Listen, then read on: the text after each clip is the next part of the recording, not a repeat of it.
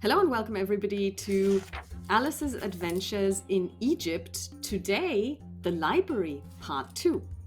You're in Cairo.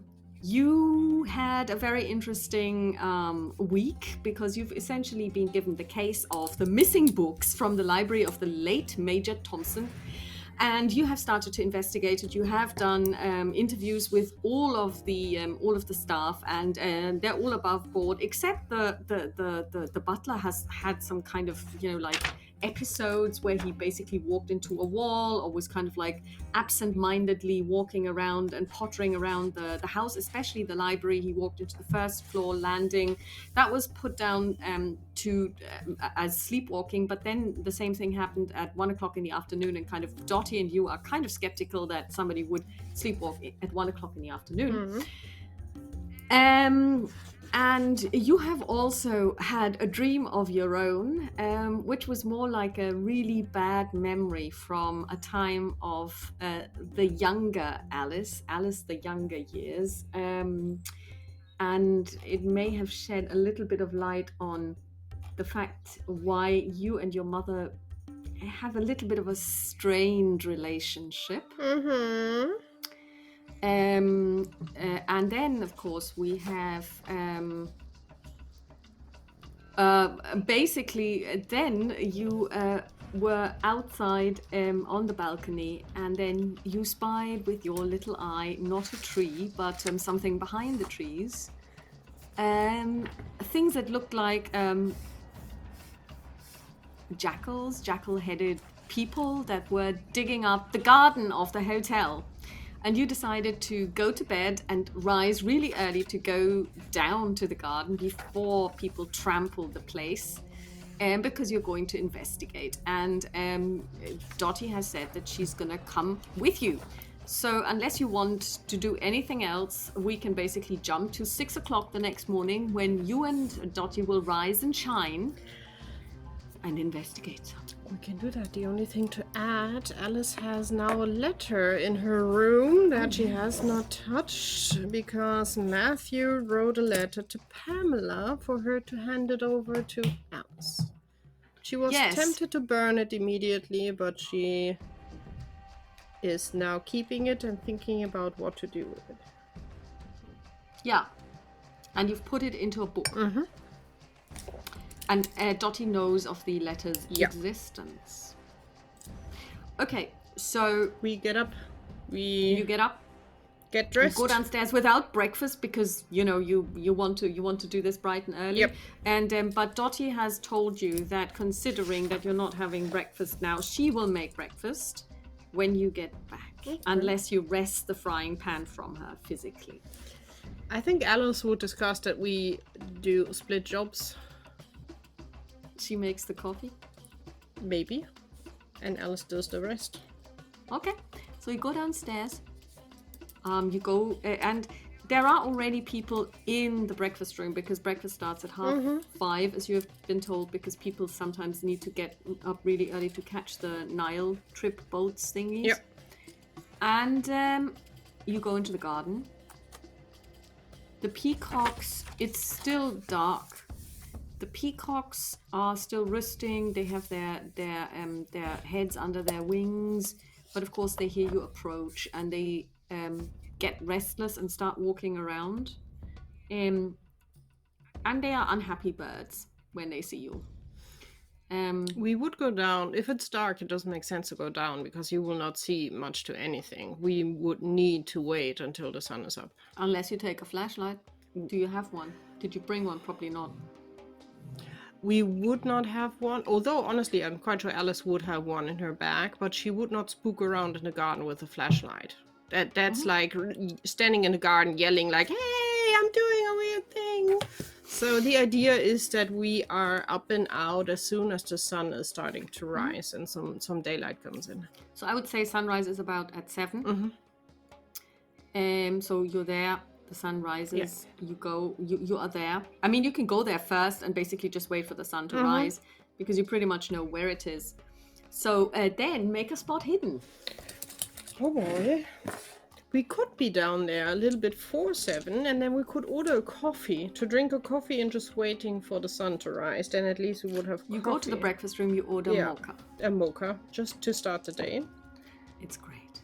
That is good. And I rolled a 19 for spot hidden. That is a hard success. Okay. So,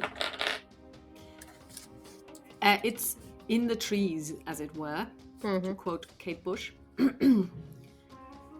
Between three of the trees that basically form almost a triangle, kind of, you see that somebody has been burrowing. Okay. The earth has been disturbed, and it's been freshly disturbed, so it's kind of like really loose as well. Alice would like, at least with the hand, a little bit go in and see if there's anything that they buried there. How deep do you want to go?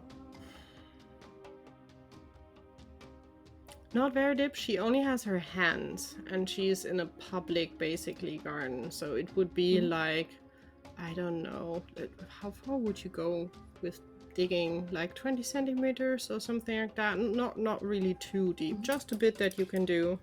Can you give me a luck roll, please? That is a no.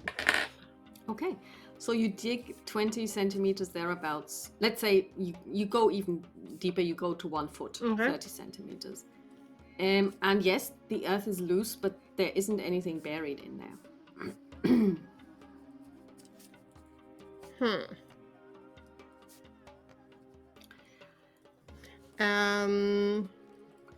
Alice will clearly look at the place where is that the place where the dog people disappeared? Jackal people.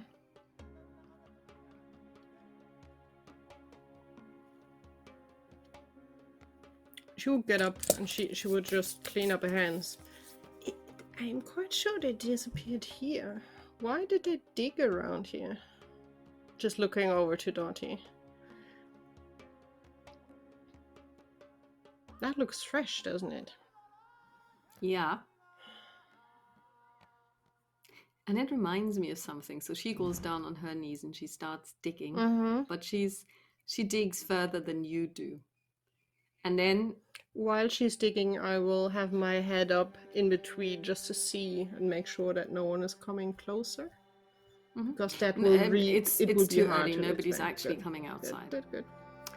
And then, after about 10 more minutes of digging, she says, "Here we are," because everything starts to cave in. She's uncovered the burrow. And you can see that, like in Alice in Wonderland, there is a hole in there. But unlike a rabbit hole, it's a lot bigger.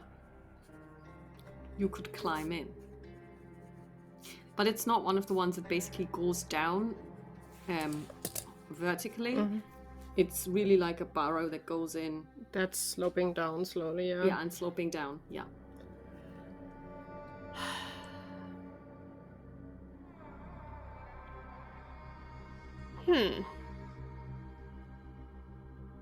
We are not prepared to go down there. I also don't think we want to go down there. If there are jackal people down there, I'm not sure that we want to meet them. I mean, do we? Yes and no. There can't be jackal people. Well, that's what you said you saw. I mean, I still think that they were normal jackals. We just have to go and do some research if jackals are nocturnal and live underground. I don't know anything about jackals. They were definitely more human than... So they were... Are you saying they were wearing masks and were digging themselves a hole and then climbed under a tree? That sounds really stupid now that you say it, but that was the impression I had, yes. So what you're saying is there are people that dress like Anubis. They dig holes and they climb into burrows and we want to go after them? What is that to do with anything? just with my curiosity. And if I understand Egypt's history right, it's not unusual that people are wearing masks of the gods they are supporting, or following rather. Increase your luck by 5. That is such a good observation. You're actually right. Yes, of course. They were. Yeah, yes, of course. I completely forgot about this. This is such a brilliant observation. But yes, I'm with you, Dottie. With digging this and being down there, it gives a little bit of memory flash about the certain island with the trapdoor. You think this is a cult? Nowadays, yes. I mean, then again, to be quite honest with you, at least Anubis is a real god. So True. The fact that he may still have followers in the country where he originated strikes me as something that could be logically explained. Let's just close it up again. We know where this is. I think this is easy enough to find again with the tree standing around. And let's see what we can find out about Anubis and current groups of followers. Let's point it that way in a nice way. Okay. And only for my curiosity. It has nothing to do with helping Clarice. But, you know me? If something is weird, I'm getting curious. But yes, going down there, at least at the moment, seems totally crazy. And says, it gets curiouser and curious.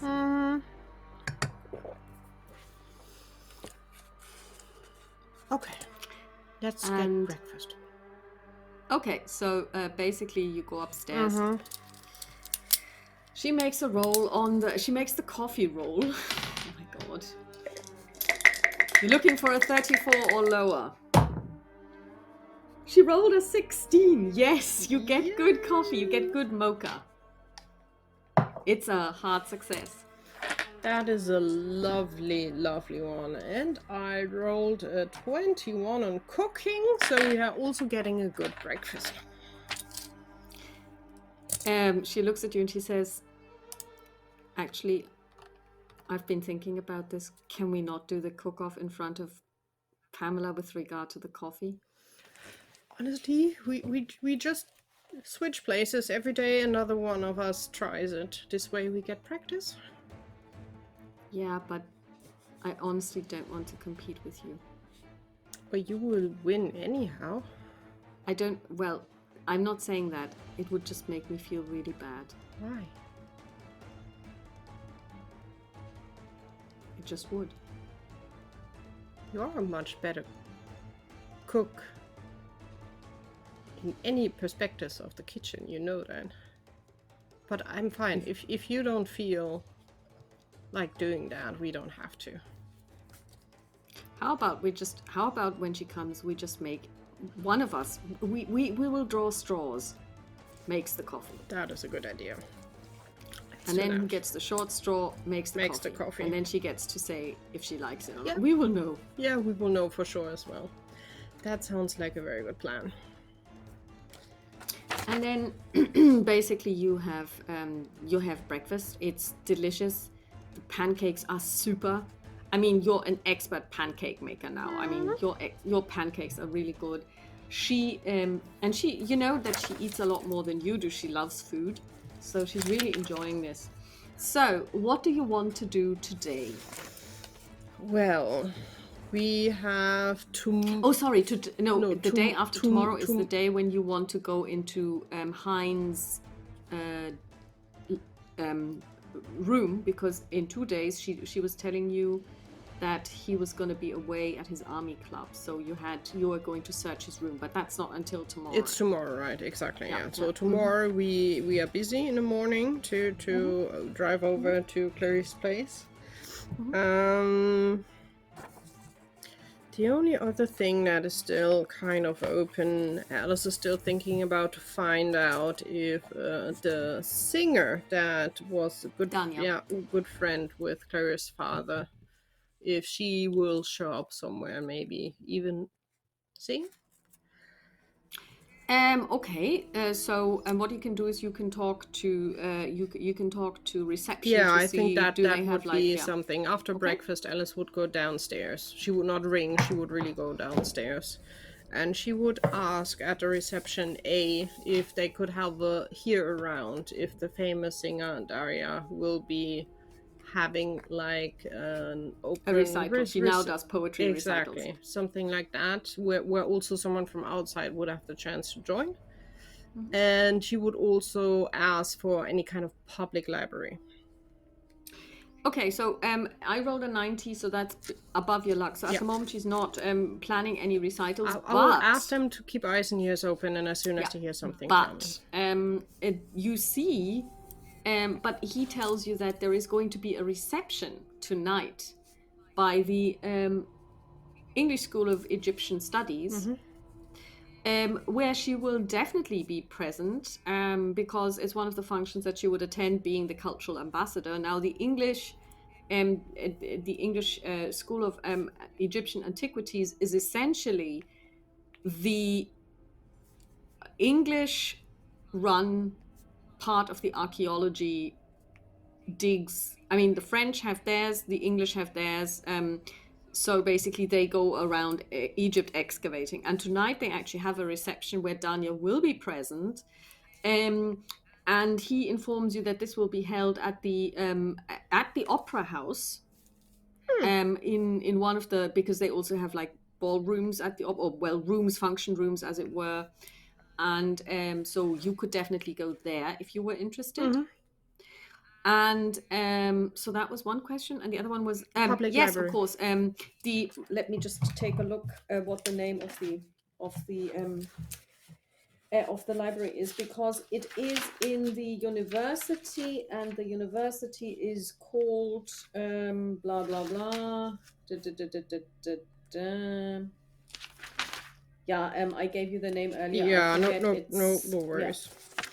The university is enough, then at least we know which direction. The Al Azur University.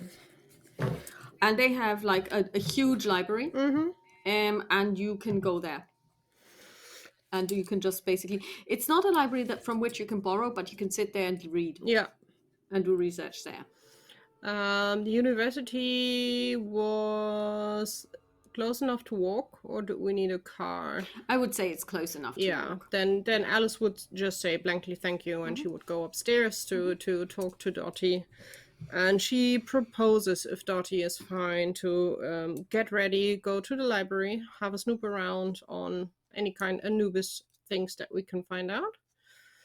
And for the evening, really, to attend the reception, because it's also a topic where Alice would be quite tempted to also give some money for charity reasons, basically, to support that. Okay, good.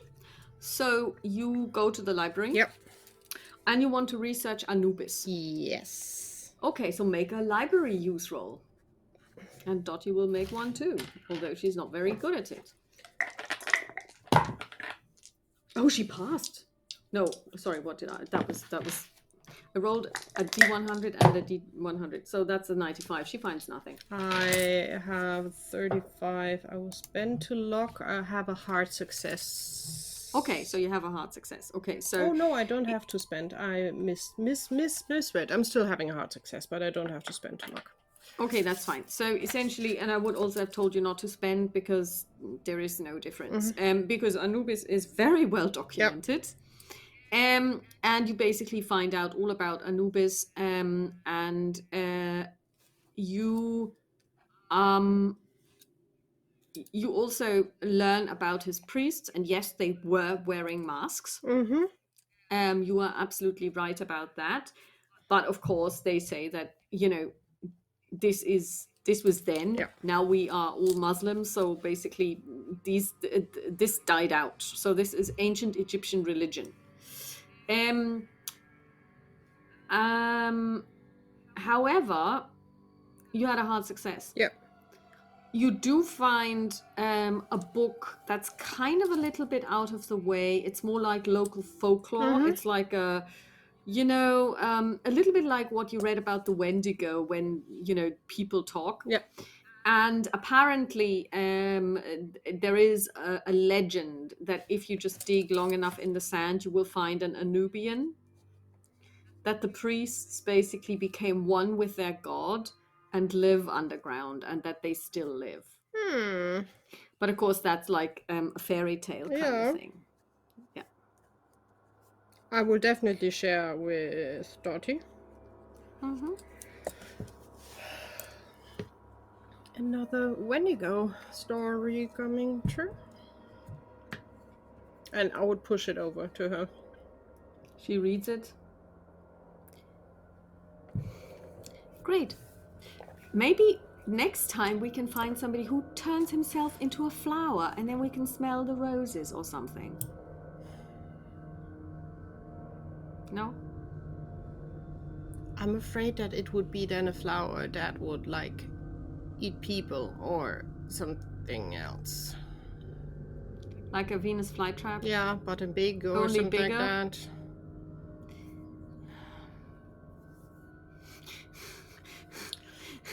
she basically bumps you on the upper arm a little bit.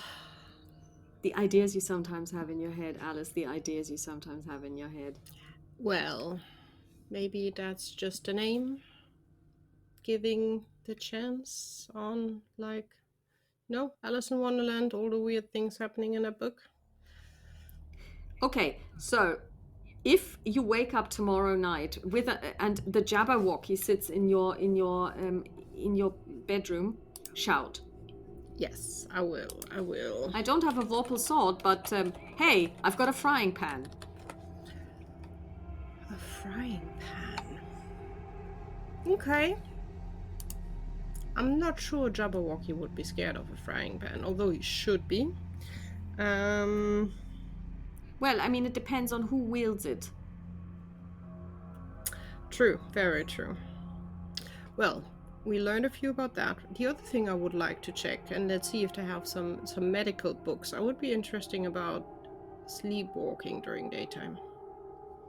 Okay. For this, you would have to make another library use roll.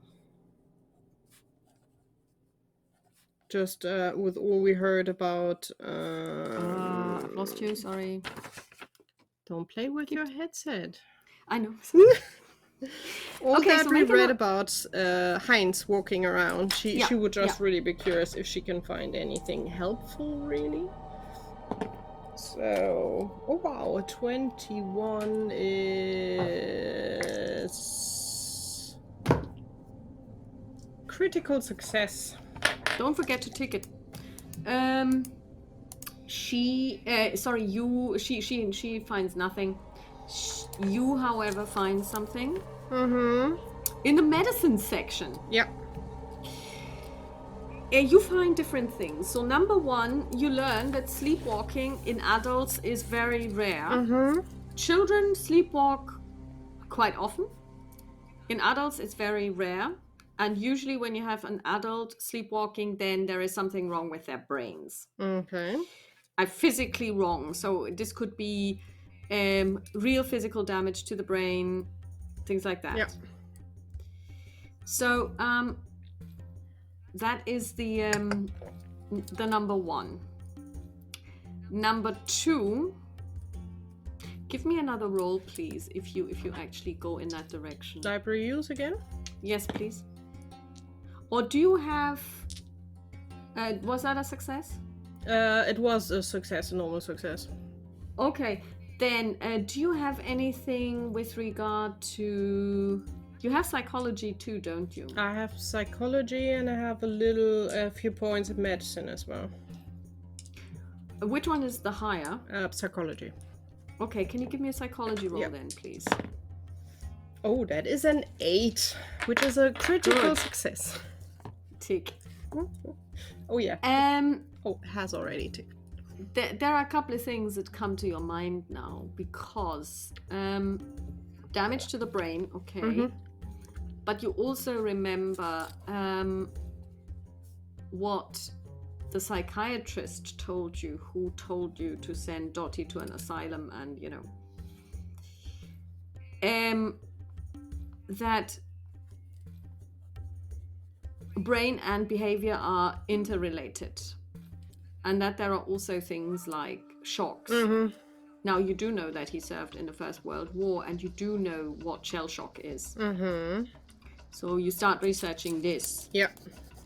And as it turns out, shell shock is something that that has very, very many facets of how it can manifest itself. Usually it manifests itself really acutely, so straight after. However, sometimes people experience flashbacks, so that some things happen afterwards. And one of the things that does happen is that people can go into something that's called a reverie. That's a very, very nice term for they are out of their minds, literally, in that their body is still there, but their mind is miles away and they don't know what they're doing. So it could be that what you have been considering sleepwalking isn't really that, but he's in a reverie. Alice would also look up if there are any hints on if you meet someone that is in this state, do you try to get them out of it, or would that be a horrific idea? It actually tells you that reveries break themselves. You can't really break the person out of it, and there are cases where people go into a reverie and never come out. Okay. So the really severe shell shock victims can actually become completely catatonic and not come back. I'm sharing clearly with Dottie as always. But I mean, it would make sense. And maybe the fact that it makes much more sense than sleepwalking, to be honest, because it's daytime. So the shell shock. And also the fact that his master had died recently. Yeah, I mean, it's another trigger on top of everything that he's carrying around. Especially since Clarice said that the Major had trusted him with his life, literally. And since they were in the war together, it could well be that they have been in a lot of life and death situations, and now he has died. Yeah. So to me, that makes a lot of sense. It does. So, well, let's see what we find tomorrow. I hope nothing, to be honest. Okay. And yeah, at least that's all that Alice has on the list to look at. I'm not sure if Dottie wants to look for cookbooks to get some recipe ideas while we are here. Oh, that's a very good idea. She will roll on. Let's see if she. Well, I mean, she will. I could help if she tells me what she's 13. looking for. No, she doesn't need help.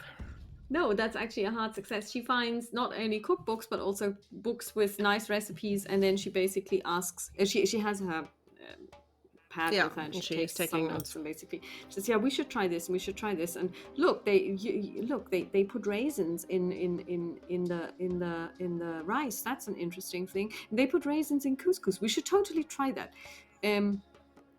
Assuming that you like raisins, does she know if you like raisins? I would suspect Alice likes raisins, despite I am the fact really that you don't, I dislike them so much. But I think Alice is quite open on food, but she's open to try. So okay, so she basically gets a couple of things that like, and also, I mean, like, seriously, she gets down to the fish bit because fish is one of the staples next to lamb. Yeah. Okay, so then you leave. Yeah. I think on the way back, Alice would stop at the one bakery to get a little bit of something for maybe a coffee in the afternoon before we get ready to go to the reception. And I'm not sure if Dottie wants to join, so Alice would clearly ask Dottie if she would like to join. Alice would be happy to, but she doesn't want to force Dottie to go to the bakery with you. To the reception in the evening. Oh, she would love to. Yeah, then. Yeah. She knows that it's fine with you if she basically hangs back and is basically part of the furniture, but she really would like to go. Then let's grab something nice. Then do you go for the Mondschnecken? Yeah, again, and on the way when we're back home, Alice will try to do a nice cup of mocha. Try. No? That's a 98. It's horrible.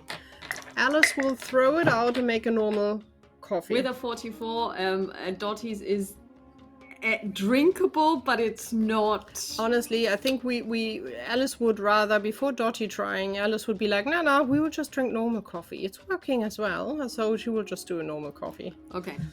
and you have your Yeah. your Mondschnecke. And then basically you do also you do get something to eat, because at the reception there will probably not be any food if it's just like, When we get back and while we are eating coffee, I would also grab the phone in between, stand up, grab the phone, and try that they put me through to Pamela's room you can dial direct. or directly, just to see if she's there. Make a luck roll. No. She's not there. She's not answering. She's maybe still getting her hair done. That may take a little longer, seeing as it's so involved. Then Alice will write a little note with Pamela, dear. We will be at the reception at the English School of Antiquities tonight. Maybe you fancy some social extravaganza as well. And she will get out and she will just basically slip it under the door for Pamela, and will give her also time and place. And then she will go back. And I think then Dottie and Alice will get ready, pick out the right clothing, prepare. Yeah. And she would also call. No, she would call the reception to get a driver. Clearly, that gets us to the opera or sometime. Good. So, you go to the reception, and the reception is big. You would say that there is about 40 people there, guests, and then there is members of the English School of Antiquities. Alice would keep her eyes open if she can see Clarice by any chance, because that might be also a gathering. Make a luck roll. Where she might show up. Oh, nope. An 83 for sure, no luck on that. Okay. Yep. Then make another luck roll, please. Don't make me do luck rolls. Yes? No, 14, success. Okay, good. So Clarice isn't there. Uh-huh. Basically, you are met at the door. There are valets, there are butler types. They basically take if you brought a stone, blah blah blah, that kind of thing. And there is champagne and people walking around with salvers, and and you are met by a man in his 40s, 40, 42, 44, 45. He looks very English, he's got this beard and stiff upper lip, and basically he can't even bend, that kind of thing. Very thin, very outdoorsy looking, so his skin is the skin of somebody who spends a lot of time outside. So it looks in the like elements. Parchment, more or less, yeah. Yes, indeed, it does. Very good. And he says, and he bows at the waist. He does the Sergeant Updike thing, kisses your hand and says, Madam, welcome to the English School of Egyptian Antiquities. I'm Dr. Peter Frampton, and I'm the host tonight. It's a pleasure meeting you. Do you introduce yourself, and if so, how? Yes, I'm definitely introducing myself. Well, thank you for setting this wonderful thing up. I'm Alice Baker from the far New York City, and this is my assistant and partner in crime, Dorothy Williams. He takes her hand, he kisses her hand, he bows, and he says, how do you do, miss? And she's like, how do you do? And, well, we heard about this, and since I like to support such marvelous studies that people like you are doing out there, and also transporting everything you learn to us overseas and to other countries, we decided since we're here, it would be a nice time to socialize a bit and learn a little bit. You're most welcome. Let me just introduce you to my fellow crew members, because we are actually here just for the night from our dig in Tel El Amarna, and we're here basically, as you said, to collect some funds. So, Linda, Thomas, if a word, please. And two people come to you. They're like in their 20s. May I introduce Miss Thomas and Mr. Thomas Savage. So he's doing the English thing where she takes her husband's last and first name. And this is Dr. Michael Taylor. And this is John Patillo. So John is our photographer. Dr. Michael Taylor is also an archaeologist. He assists me on the dig. And Thomas Savage here, he's also an archaeologist. And this is his wife. She does the drawings and measuring. And basically they range in age from the mid-20s to about 30. Michael is probably your age, Dr. Michael Taylor, and Dr. Peter Frampton is definitely older than you are. Could you repeat none of them the name? try to kiss your hand. Yeah, Alice would be very happy about that. Could you give me the name of the photographer again? Yeah, the photographer is John Patillo. Okay. Thank you. Then we've got Dr. Yeah, Michael the rest Taylor. I got. It was just too many names and too quick in Yeah, a row for sorry, me yes. to write.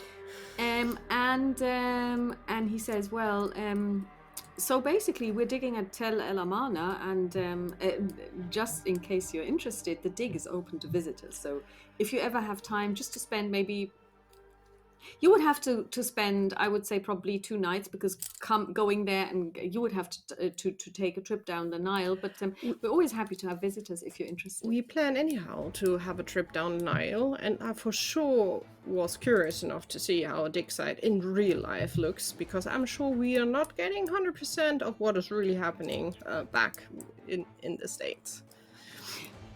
Well, of course, it's my life. I've dedicated my life to this. You can give me a spot hidden now, darling. The photographer, how old is he? 25. Okay. No spot hidden. Okay. Not even close to success. It was an 89. Let's see. I mean, Dottie isn't the most observant, but maybe. Oh, 99. She sees nothing. She is talking to a potted plant. Okay, and basically you have a nice conversation, and then Alice would try to get in a conversation for sure with the photographer, with John, just because she's quite interested in photography generally. So she's also quite curious, because at least there she has a little bit of background where she can also ask some more fundamental questions. And so she would just try to hang out with him a little bit, and what he's photographing and how it's going, because there must be either quite a lot of light if it's outside, or really dark lights if it's inside, and really tricky to get proper sharp pictures. He basically warms to you immediately, and he says, well, I can see that you know what you're talking about. Well, interestingly enough, in some ways it's a lot easier than normal photography, and in other ways it's very much more difficult, because of course my subjects don't move. Yeah, that's so the tricky that's thing. the good thing. So there is no such thing as the plate being kind of like the smudging effect, because our pieces don't move. But as you were rightly saying, the light, that's a tricky one. So it's taken me quite a long time to get the chemicals just right, so that the plates are not overexposed. But and of course we also basically cheat. Sometimes we just take tarpaulin and we put it on easels and basically just cover what we're photographing. But of course, especially the murals, and especially the tombs that are in the rock face, there we just have to. Sometimes I stand there for hours and just wait for a couple of clouds to come by. And I can tell you, in an Egyptian summer, clouds are hard to come by. But I mean, if you're interested, I mean, there are some exhibits, and he points to the far wall, and there are actually easels, and there are exposed photographs being displayed. Alice would be trying to be the charming one, like maybe even hooking herself into his arm, like, well, then let's interested in showing me a little bit and explain and giving me a little bit more background, because I'm usually, there are quite short descriptions with the pictures. And he will tell you, I mean, the thing is, you're talking to somebody who photographs ruins. So the photographs are of high archaeological No. value, but of no artistic I value. know, but I mean, it's like, Alice is still. here's a ruin, here's another ruin, look at this wall, and but then you also see that there are other things which are drawings of objects, Which would be and they were, probably from Linda, we yeah, suspect, yeah. and they are they actually depict the smaller things. He really does the landscaping. Or he also does, and he says, well, this one was a bit difficult because I actually got on our truck and took a photograph from the top, because you can actually see that they've excavated some building and they wanted to get an aerial shot, for want of a better word. So basically, to kind of get an overview of the lay of the land, or of the building, really. He's a friendly chap. He's nice, nice enough, very English, he's freshly scrubbed, because obviously he hasn't been outside as long, because he's only 25. Yeah, and yeah. Alice will enjoy the time with him, but afterwards she would say thank you clearly and hope to see him then back maybe in Amana. Tel El Amarna. It's an R. I need to write properly. Yeah. Armana. And then she would rather have maybe look out if she can find the two savage jizz, which sounds horribly wrong. To find Linda. Savages, yes. More or less Linda. She's Linda. not so much interested in Thomas, but really in Linda. Yeah, Linda is there. Linda is, give me a spot hidden. Nope. Okay, Linda is a young woman. I think very English looking. She's an English rose. Yeah, Alice would like just step next to her and would just mention, your drawings are quite amazing, I have to say. Thank you. Thank you. Ms. What was the name? Baker, Sorry, I'm terrible with names. No worries. She Baker. shakes your hand I will again. shake her hand as well. Yeah. Well, it's you show it us needs to be done. all the details that the others cannot catch. Yeah. Well, I mean, I do spend a lot of time with the artifacts. And you. I mean, and one of those drawings usually takes me the better part of a day. It's totally worth it. They're really, really beautiful. And as I said, so much detail in there. And they're drawn to scale. She's very proud of that. And Alice will talk a little bit with her, but more small talk and how it is like being out there in more or less the desert, and then like drawing and measuring everything. And well, it's I guess it needs to be done by someone. Well, certainly your husband will be happy that you are around. Yes, I hope he is. He would be crazy if not. You don't find too many women that would be willing to sit out in the desert with someone. Yeah, I suppose. I guess not. But your drawings, you can sell them for quite a money if you do a few more. You think so? Yes, for sure. Well, I never really thought about it. They usually just get turned into plates, and then if I'm lucky, they get published in a book. Which is also shown interesting, but if you have a few more here and there, I'm sure at least the New York Society would enjoy that, because it's showing things that we don't really get our hands on. And I'm quite sure in Britain it would be the same. Do you want to see the one that I'm most proud of? Sure. As she takes you to and she says, this is the one that I'm most proud of. Not only because I think it was well done, if I say so myself, but it's also a rare depiction of the god Tutu, the god of dreams. There are only very, very few statues left, and we found an intact one. It was this big. We believe it was somebody's in someone's house shrine. God of Tutu, I never read of them.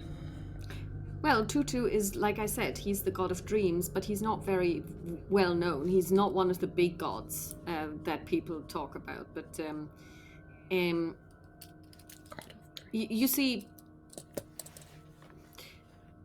the problem with Tel El Amarna is, of course, that it was founded as by Akhenaten and he replaced all the gods with Aton, the sun disk.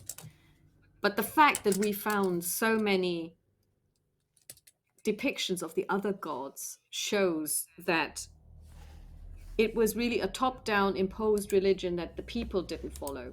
It was him and it was the state's religion, the religion of his family, but people didn't follow. However, of course, they were not able to display their religious beliefs openly, with the pharaoh, the son of the sun disk, standing right in front of them. Mm-hmm. He would have just outright killed them.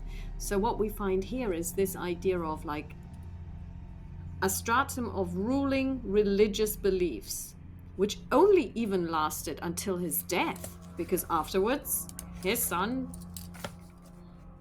went back to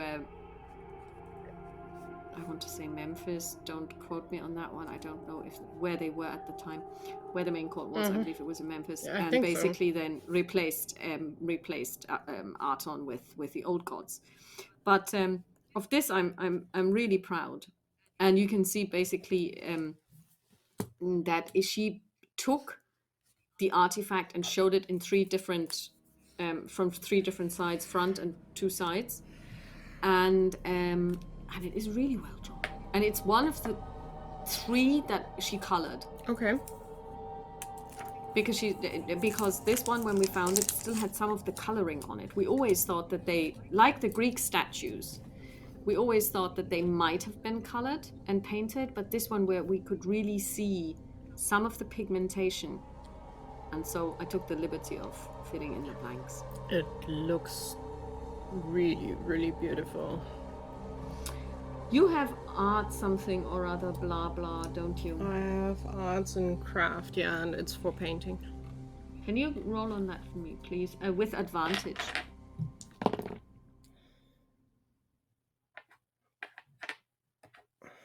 Oh, thank goodness for the... Goodbye. For the advantage, because then it's a success. Yeah, okay, so... first of all, don't forget to tick. Secondly, you believe that she could actually sell this. Alex Coxon of the Met would be interested in buying this kind of art if she was ever gonna. And they did the Asian thing. So if she was doing this would be something that she would definitely want to show. Yeah. Then I would pull out my handbag, my card, and would just hand it over to Linda. The private investigator. Yeah, and she would be ignore my role, but if you ever wanna sell things like that, I have people in the art community in New York City, also in the Met. I'm quite sure they would be really interested to get their hands on a few of your pieces. Alice Baker, private investigator, 48 West 87th Street, New York City. You're a private investigator? Well, yes. Well, it's hard to ignore it, although you told me to, because it's so prominently written on your card. Yeah, I don't think I've ever met a private investigator, let alone a female private investigator. I still think I'm maybe one of the only ones in New York City, but, well... Don't tell me you're here on a case. No, I'm here on vacation. Oh, good. I'm here on vacation, but, yeah, as I said, I just don't have another card with me, so... But feel free. At that moment... you hear the unmistakable voice of Pamela Baxter Strauss. And she says, and darling, I must introduce you. Alice, over here. And do you turn around? Yeah, clearly I will turn around. And you see Pamela Baxter Strauss on the arm of a woman who is... in her late 40s, you would say. She has very dark hair, but she has a little bit of gray in it. Not quite salt and pepper stage. She is not as tall as you guys, but she is just as willowy as Pamela.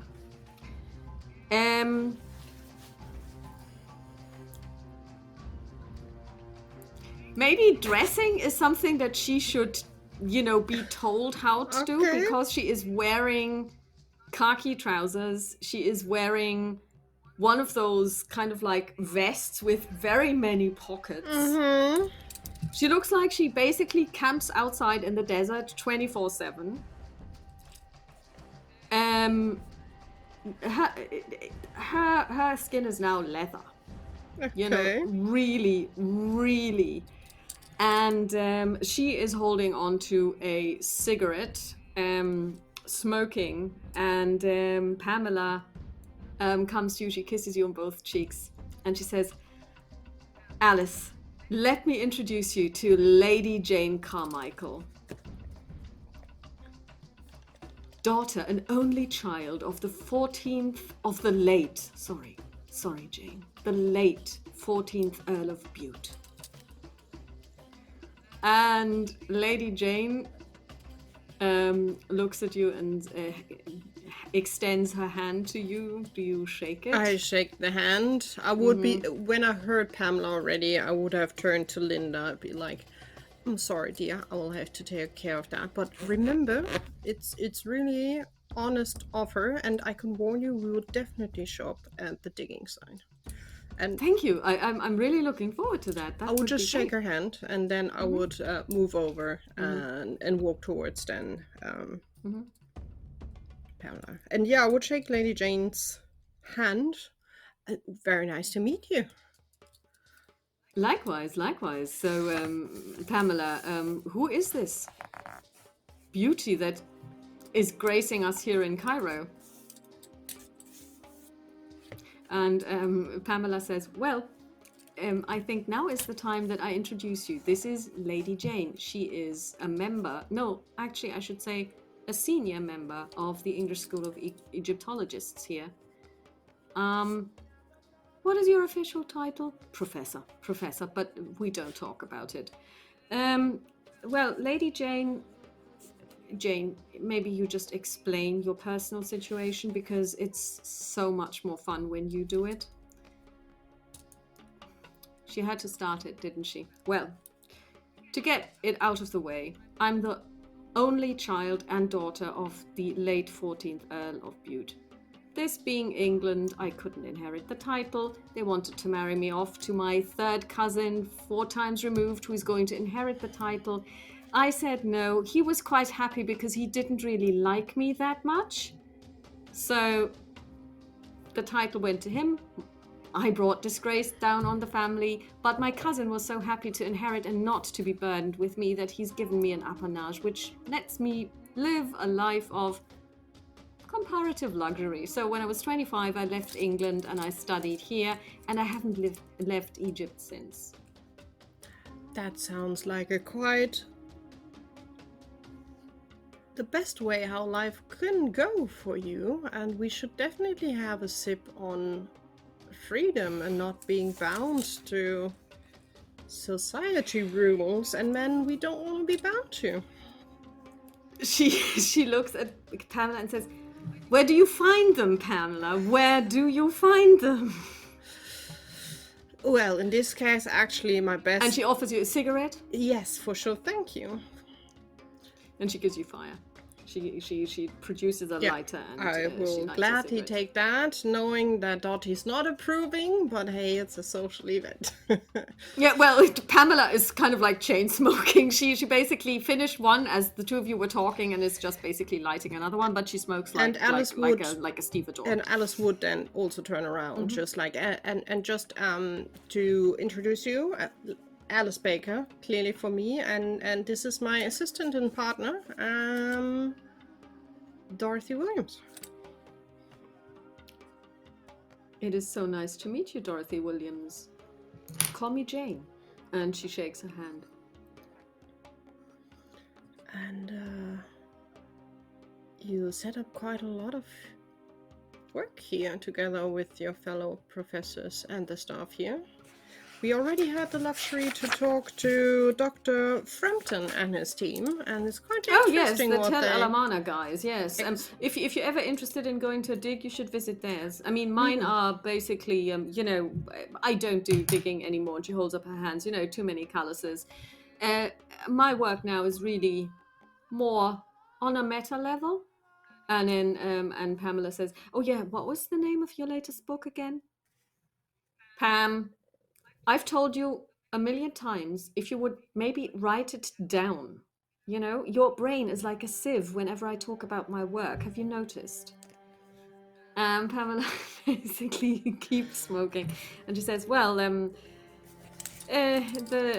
my latest work is called The Three-Faced Astarte: Mother, Maiden, and the Crone. It deals with the continued belief that we can trace back several thousands of years to a goddess, or three goddesses really, one young, one middle-aged, and one very old. They go by different names, but they all embody different aspects. The young, the caring mother, the hideous crone, or the person who spins the wool, the person who then weaves the carpet, and then the person who cuts the thread. Some call them the mother of shadows, the mother of sighs, and the mother of tears. They go by many names, but I've been studying them for the better part of my life now. And yeah, it all culminated in this seminal work about them. Alice is holding on very tightly to her drink. But you know, it's very academic, and Pam here doesn't give me the time of day, so I don't think that it's going to be of any interest to you. But yeah, it is. I would really like if you would have, maybe not here because you have a lot of other things to do, but if we could meet up maybe for a talk, because I am quite interested in this topic. you are. Forgive me, but I don't really have that many American followers. Well, let's say in one of my cases I stumbled over the three goddesses, or the shadow ladies, however you want to call them, and it got my interest. Cases, and Pamela, she's basically drawing on her cigarette tip. Yeah, she's a PI, you know. We've got them in the United States.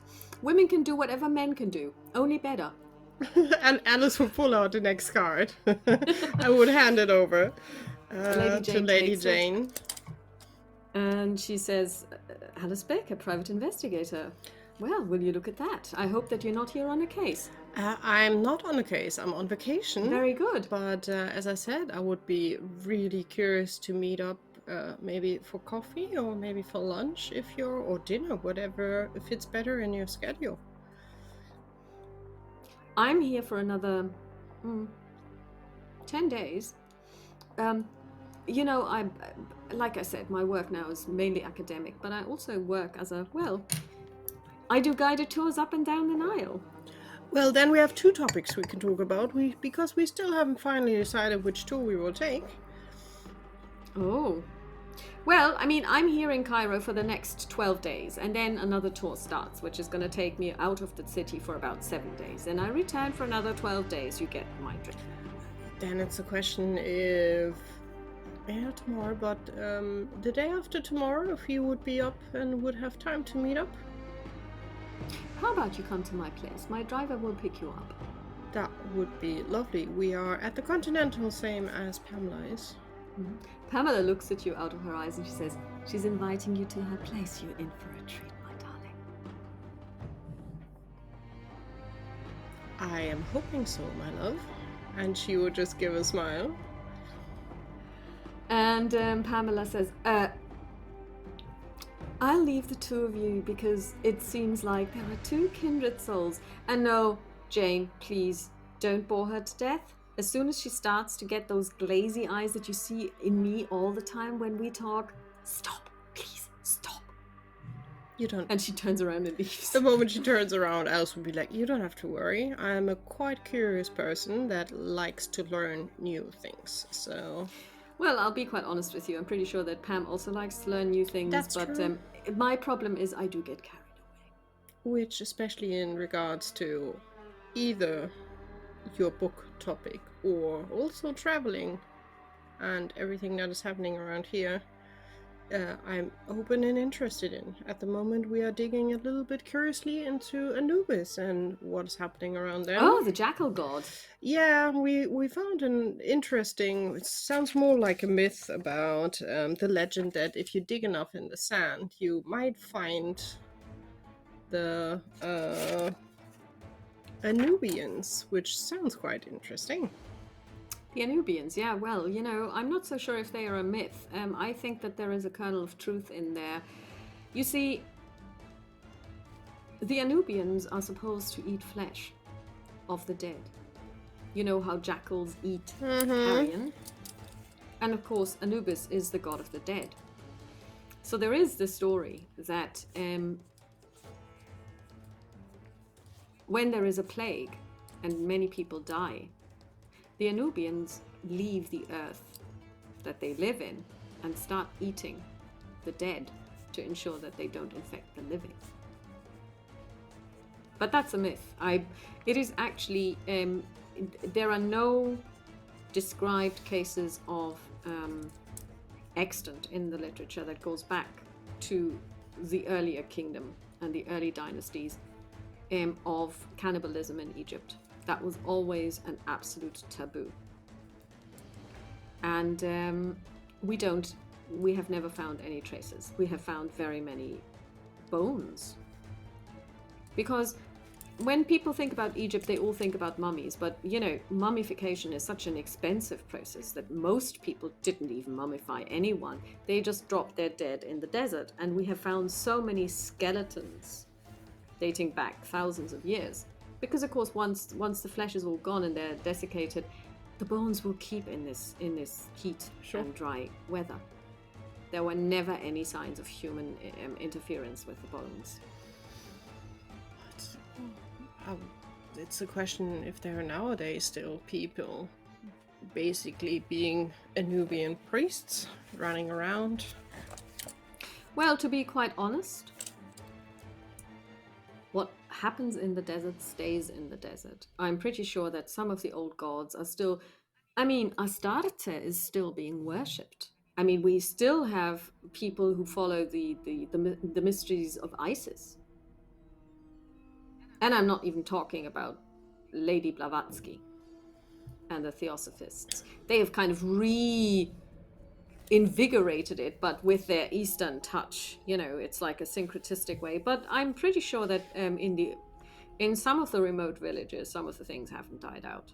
Because Christianity and Islam are very restrictive religions. And one thing that people don't really or tend to forget is that the reason why Astarte and Isis were such important cults, even in Rome, was because they were the only ones where women were freely admitted, which was also the reason why Christianity took a foothold in Rome, because it was the only religion where women could play a part. That is something, and honestly, all around the world, the old religions and beliefs and deities are still out there, partly believed in.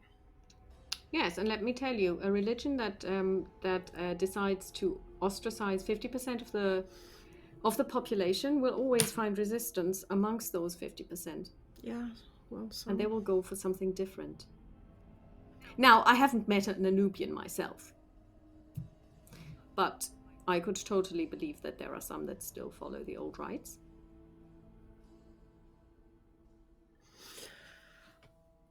Well, but for now, I would be curious because I would really like to support all of this a little bit.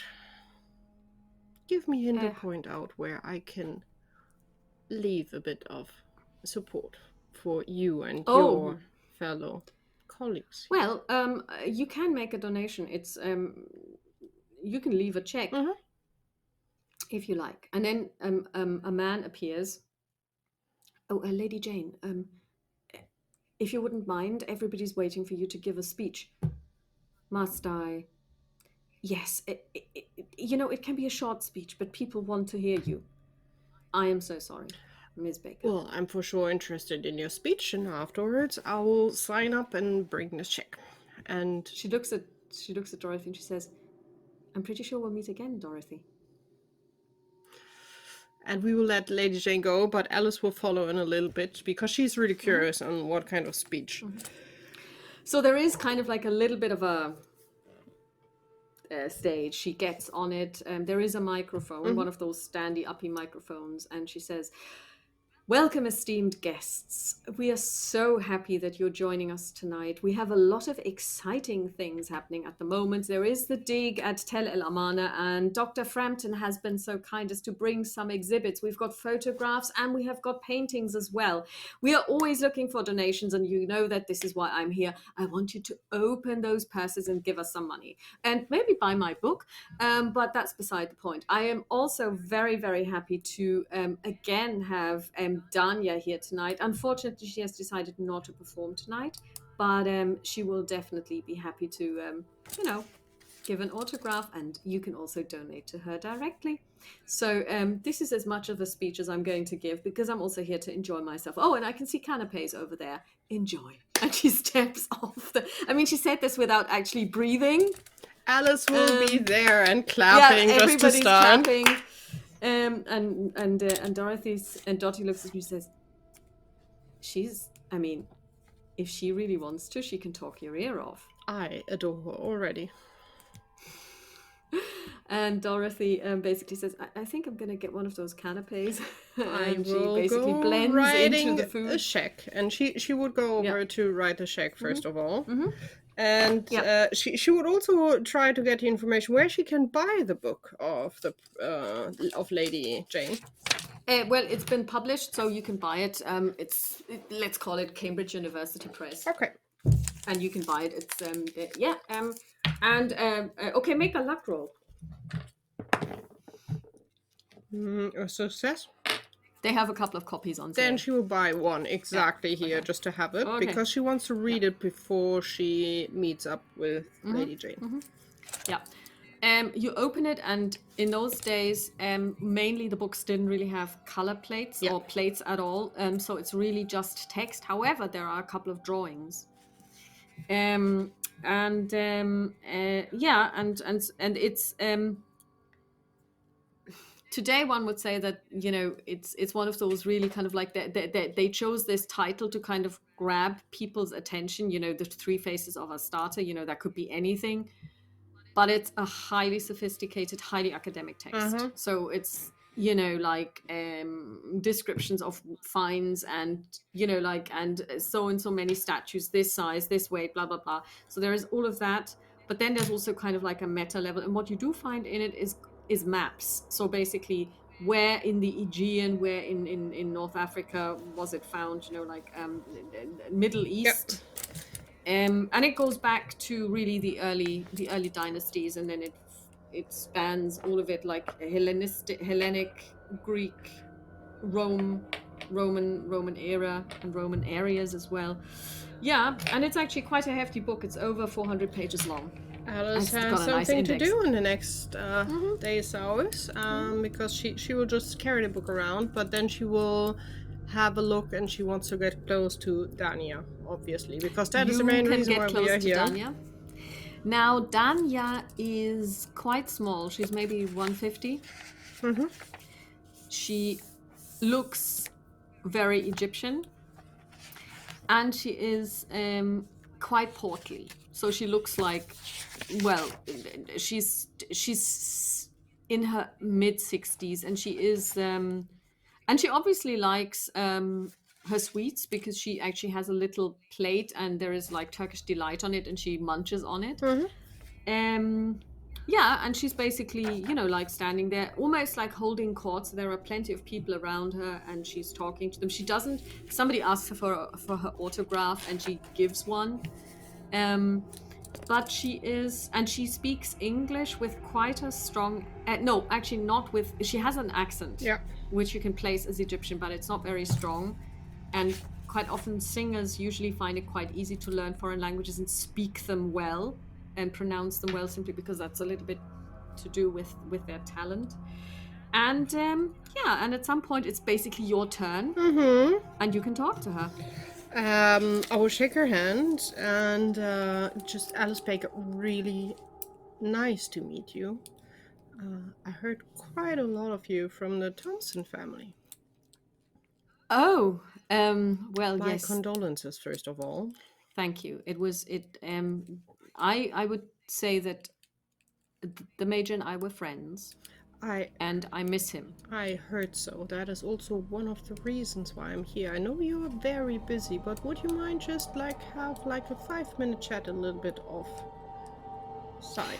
No, not at all. And she looks at her plate. If I could get some more Turkish delight before we talk, because I really Sure, like sure, it. sure. And We're not she in goes a away. rush. She comes back with a plate that is kind of like a little bit, and she offers it to you as well. I will Look, pick. try the green ones. Try the green ones. I will try one because Yeah. I'm totally surprised about how good the food is around here. I knew it was good, but I didn't know it was that good. Have you tried our coffee, Yes.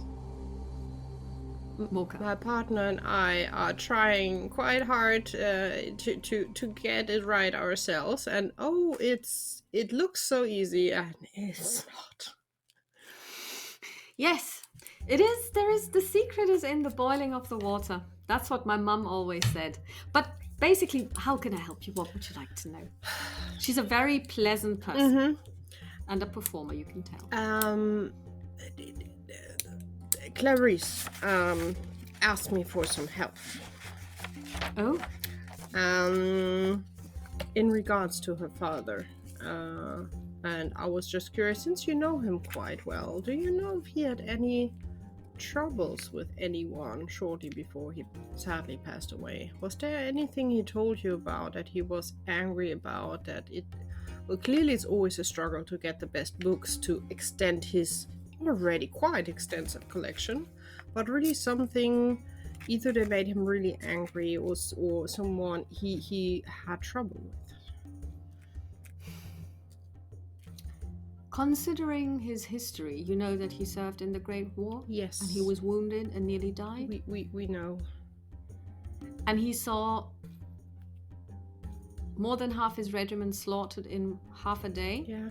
He was a man to whom anger was a strange word that he would never use, and he also never felt. I have met many who served, and it changes them. In his case, the change was that he was the most considerate person one could hope for. Never said a word in anger, always weighed his words carefully, and I don't think he ever made a single enemy in his life outside the battlefield. But I'm not sure what Clarice is implying. Just to hope that it stays between us, but there are things going missing now that the major is not in the house anymore, and Things going missing. Clarice has no idea who is stealing the stuff and probably selling it. What things? I mean, the major wasn't rich. There isn't. Well, the one thing that was quite important to him were the books. Somebody's stealing books from the major's collection? Yes. And she asked me for my help. But why? If you wanted to read them, the only thing you had to do was go there and read them. He wanted them to be read. We know there's no real logical reason, although the ones missing are rarer ones. But as I said, Clarice asked me since Pamela Baxter Strauss. I'm not sure if you already met her. I think everyone in Cairo has met her. Well, she brought basically Clarice and me together, and since Clarice knows that I'm a private investigator, she just asked if I could have a snoop in as long as I'm here in Cairo. Would you have any ideas on someone around the major that would be, to say it blankly, evil enough to steal now that he is dead? Because Clarice for sure would not give them away and just fake it, because she's hard trying to get everything up and right, that everyone can still get access to the books and read them, and talking to people how it's getting organized the best way. Honestly, I can't think of anyone who would steal from the Major. I know that he has some very rare books, but I also understand that he collected everything. Yeah, he did. So a lot of his collection is simply a collection of books, books that you could even buy if you went into a shop today. Um, I mean, the one thing that I will tell you about the Major, his house isn't exactly Fort Knox. I already saw that, yes. So if somebody wanted to break in, I'm pretty sure they could. Yeah. Having said this, he does have staff. So, I honestly, I mean, the one thing I can tell you is that nobody has been trying to sell me books. That is also good to So know. if you know what I mean. Yes, I do. And honestly, we had a look at the staff. I think they're quite trustworthy, and all of them are And heartbroken. they've been there for years. I mean, I believe they took the cook came from India with them, and Heinz. I mean, he was his Batman in the war. Heinz is, I think, the most broken of all of them. Well, he was in the war. Yeah, and also now losing the Major, I think, gave him another big kick. I'm not surprised. So, but I don't think he would be the one, because it would be just against everything that the Major wanted, so I can't imagine anyone. And also, of why them. would Heinz steal books? I don't know. If he wanted to read them, he can do this because he is at the source. I think If he wanted to sell them, that's not Heinz. none of them is, but the only thing that makes sense would be for selling, because as you said, if someone would want to read it, they can just go there and read it. Clarice would be also open to someone's really asking to let them in and have a read, because that would be what her father would do. No, I'm sorry, I can't really think of anything. I mean, I haven't heard anything, I haven't seen anything, nobody's offered me any books. I at least wanted to check in, just to make sure that I'm not missing a lead, and Clarice said you two were quite close, so it was worth at least asking. Well, I'm glad that she thinks so, because I would like to think that we were close. Would you mind He just... was a very good man. After all I heard, he was, and collecting these books, I met a lot of people that are collecting things, and usually they are very protective on no one touches this, it's all mine, no one is allowed to. And his idea of having basically a giant public library where everyone can have access to things, read and learn, all over languages, even languages he did not even understand, is quite an He has impressive plenty of books in Arabic. vision. Yeah. So I believe he's got 3 Qurans. I am honestly quite sad that I never had the luck to meet him. Yes, he, like I said, was a very exceptional man. That is true, that is true. Alice would pull out her card. Just in case you stumble over anything around the books of the Major, it would be lovely if you could drop a note, either at Clarice's place or at mine, and I'm at the oh god, brain, I know I'm tired, the hotel. Continental. Sorry, I thank you. drew a blank there. Yeah, I wanted to say Savoy, but that's the yeah. other I knew something with C, but my brain was like, No, Continental, I'm yeah. the Continental. So she would pull out a pen and would write at the back of the card the Continental and also the room number, just that she knows Thank where you. to dial through. It would be lovely if you just have an idea. And it was lovely to meet you. Really a blessing. Thank you for taking the time. Of course, of course. And she says, And thank you for letting me try these ones. I need to pick a few of them. "Oh, do help yourself," and she holds out. Yeah, the I will tape. pick another one. And Ah, child, take 2 more. You could use it. I will take 2 more, but then I will nicely... Your skin and bones. I would talk to your cook if I were you. Don't tell that to her. She's saying the same thing. I'm just the way I should be. She looks around and she says, "Your cook is here?" Well, let's say my assistant is also loving to cook, so she mostly is cooking if I'm not cooking. And she's here, and she looks around. Alice will have a look around and see if she can spot Dottie somewhere. Make a spot hidden. No, that's 93. Interestingly enough, you don't see Dottie anywhere. I have no idea. She mingled with the people. She's my assistant in the private investigative firm, so... Oh, I see. And well, I'm training her to get a proper PI herself, but... yeah. But I will definitely tell her that she needs to try these ones, because I'm sure she will try to figure out how she can do them themselves. Oh, yes. It's something that grandmothers make in this country. She will to give to their grandchildren as gifts. We like to give sugary things. I enjoyed that part, and I'm sure she will be able to get a recipe from I don't know where. She's quite magical. Oh, there are plenty of grandmothers. She just needs to go and talk to the cook in the hotel. That is something she already did to get the mocha recipe. Very good. Yes, she is, at least in that part, she's the best investigator I ever met. You've also noticed that now there is a kind of like a little bit of a group forming because other people want to talk to Dana, and you can tell she is a celebrity. Yeah. She is a celebrity. People know her, people adore her. I sometimes think of her as the Nana Mouskouri of Egypt, because this is actually a real person. Yeah. She existed. She's real. I would shake her hand and would again, thank you so much, and please enjoy the rest of the evening. I will not steal more of the time that other people would like to share with you. And she smiles at you really graciously, but you can know this is a performer. Yeah. I mean, she has presence, she has charisma, in spite of her size, when she's not very tall, she can hold an audience. Yeah, but Alice will then let her be. She carries the 2 pieces of the very yummy snack foodie things, and she will walk around and see if she can find Dottie. Make another spot hidden.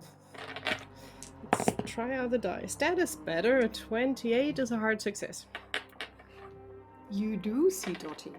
That is good and relieving to hear.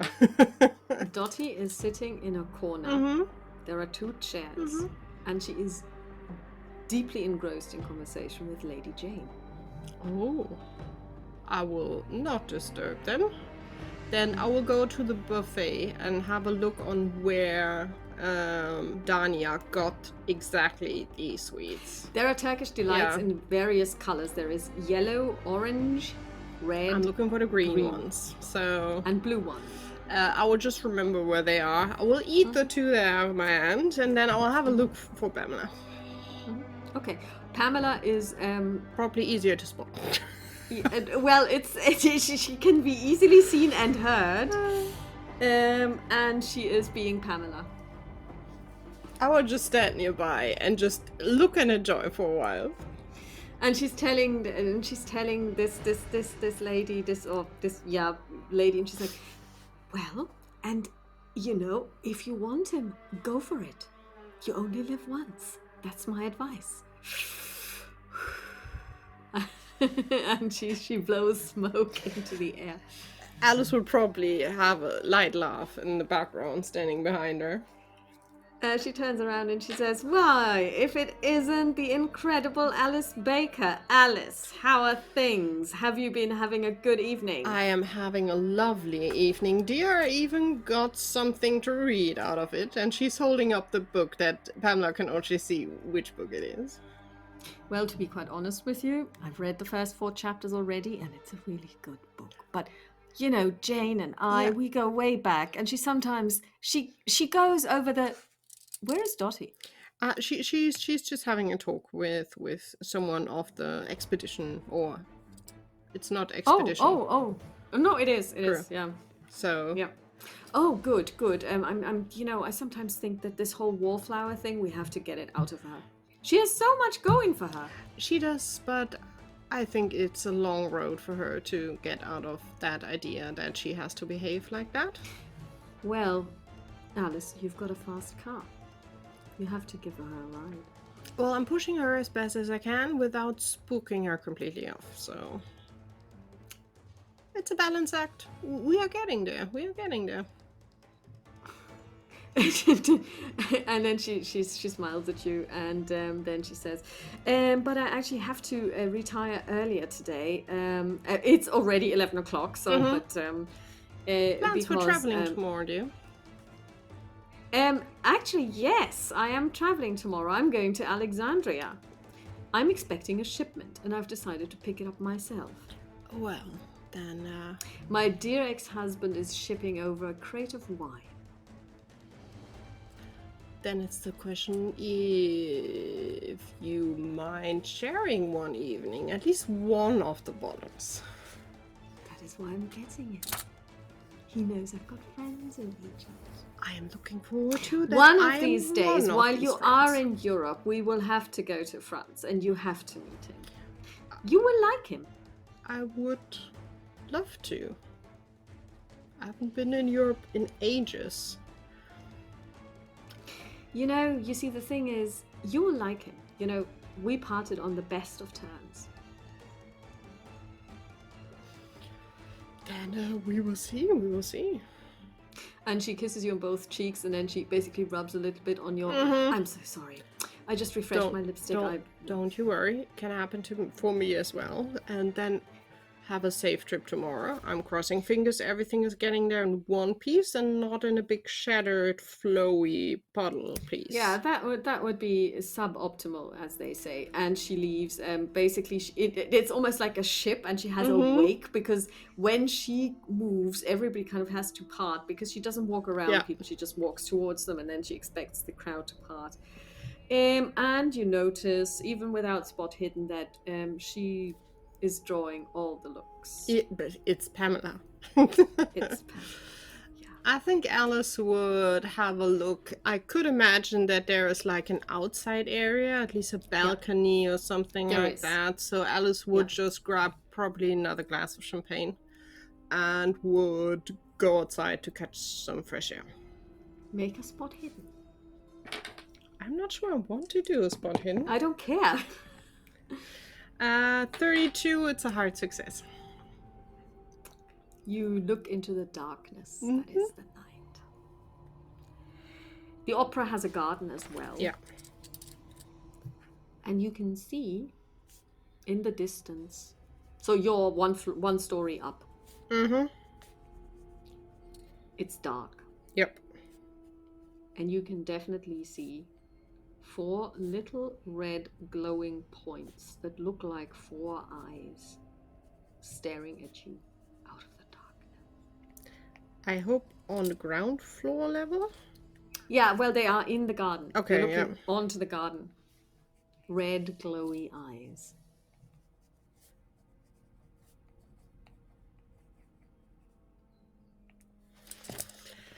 Alice would step back. Surely she will try really to focus and concentrate and try to see, because there might be some moonlight maybe at least shining through here and there, to see if she can grasp more than just the eyes. There is not a full moon. It's a crescent moon. But you are lucky in that at some point they move a little bit. And they are visible. Basically, they're like dark shapes in more darkness, but when they move, their shapes come into focus. And it looks like people. You see 2 arms, 2 legs. So 4 arms, 4 legs. And the heads have very, very long ears that stand up like this. So... Not rabbit people, so... Not rabbit people. No, sorry for those people who are listening. It is more like... because I don't think they have a rabbit god in Egypt. That would be interesting. No. They look like jackals. Like jackal ears, you know, like those triangular ears. Yeah. Yeah. I think Alice would whisper, like... The Astarte already have me. You were too late, mates. Oh. And she would have a last look. Make a power check for me, please. No, I don't want to. Quite sure that is... Barely! I rolled a 54 and I have 55 power, so at least it's a success. Okay. You definitely hear something that is a little bit like a chuckle. Female chuckle? Or something more undefined? You would say that if jackals chuckled, this is what this would Okay, sound so not Alice is like, is she here? That would be her first No. thought. So not her. Okay, yeah, I never thought of that. No. Okay, you brought the 3 shadow deities back up. So Alice is full mode on, oh god, I'm sure she's around I did here. say there was a campaign arc. I know. And she will turn around and go back and sign. Mm-hmm. And she will have another look for Dottie. Dottie is still sitting in the same spot with Lady Jane, and the two of them are still engrossed in conversation. Make a spot hidden.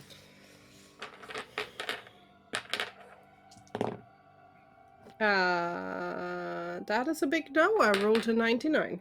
Okay. I'm slowly getting a headache. Too much It's all the champagne. alcohol and those green Turkish delights. And sugar and alcohol rush. Yes. Yeah. And the smoking, and there is hardly any oxygen in this room, so you have no idea what's going on. So the two of them are having a very, very solid conversation. Alice will make another round, just walking around. But she will circle then back again because she is at the point where she would honestly like to go back to the hotel. So you circle back towards where the two of them are Yeah. sitting. Okay. You Just trying also see if maybe Dottie is spotting me for exchange. She gets a disadvantage on this roll. With a disadvantage, she actually doesn't spy you on a 79. So do you approach them? Yes, I think after the 3rd round of doing this, she will approach, just very carefully. I don't want to disturb you guys. Oh, Dottie looks at you, spot hidden.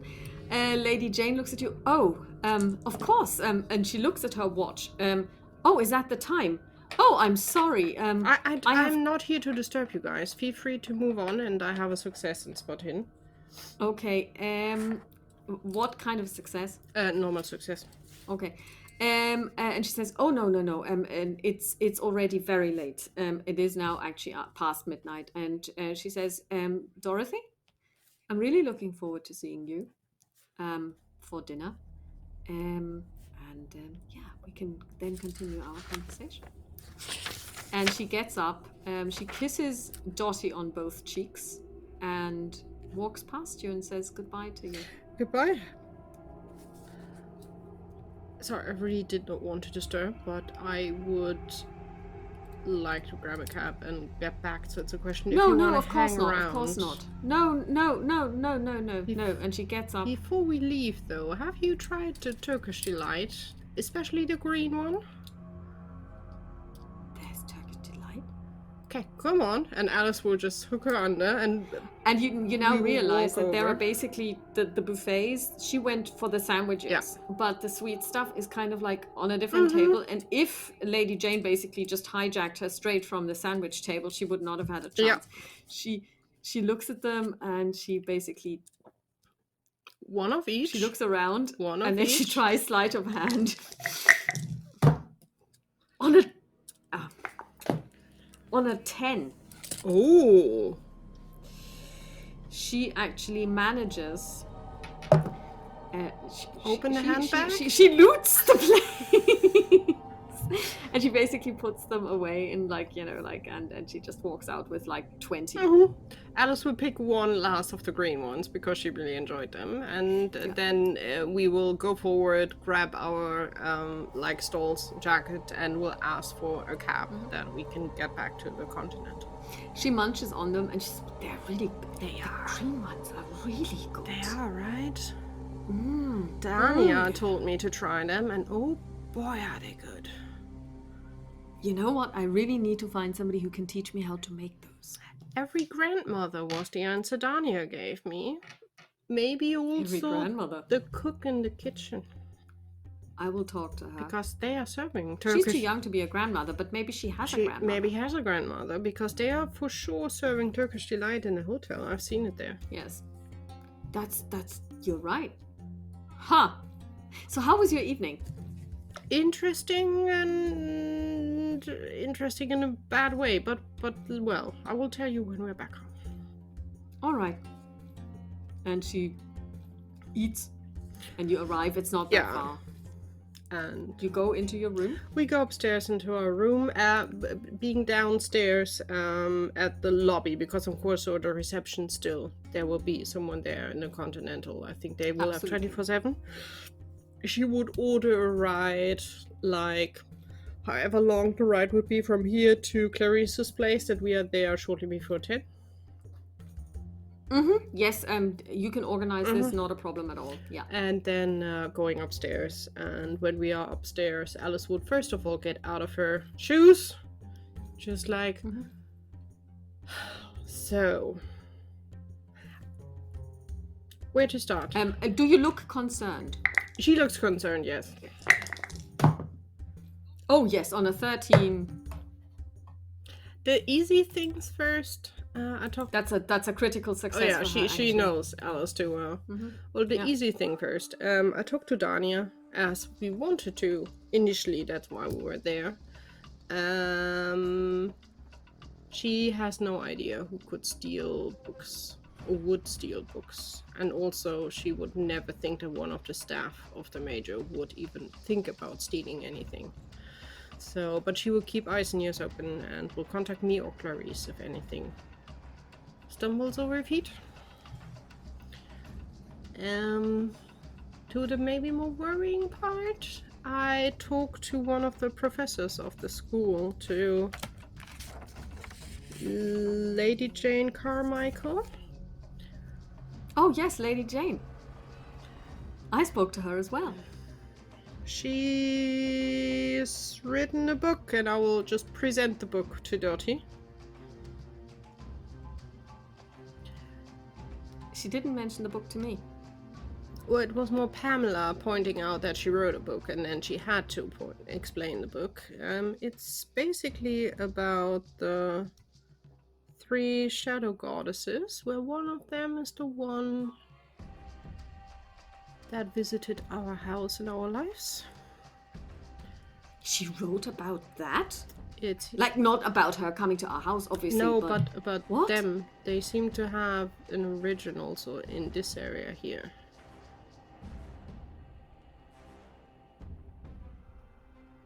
Of all the places we could have gone to, we went straight to the source. Is that what you're saying? Maybe.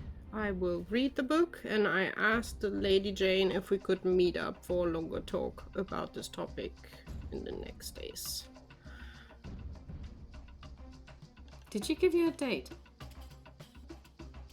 Not really. Because she's invited me for dinner. Interesting. I gave her my card and told her that we are here, and she said she would send a driver and we can just meet up for probably dinner. Did she give you a date? Yeah, the day after tomorrow. Then let's see.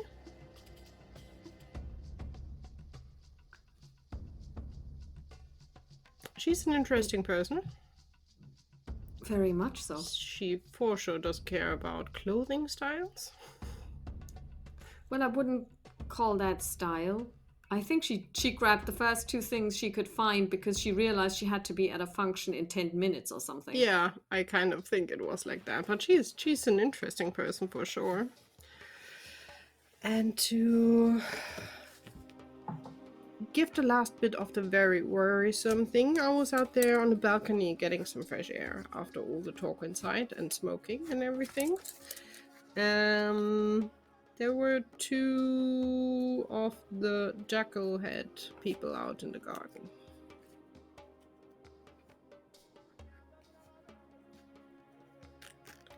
And Come again. you heard what I said. And when I whispered to them... Are they following you? I don't know. I basically whispered out to them that they are too late because they already have their hands on me, and they laughed and left.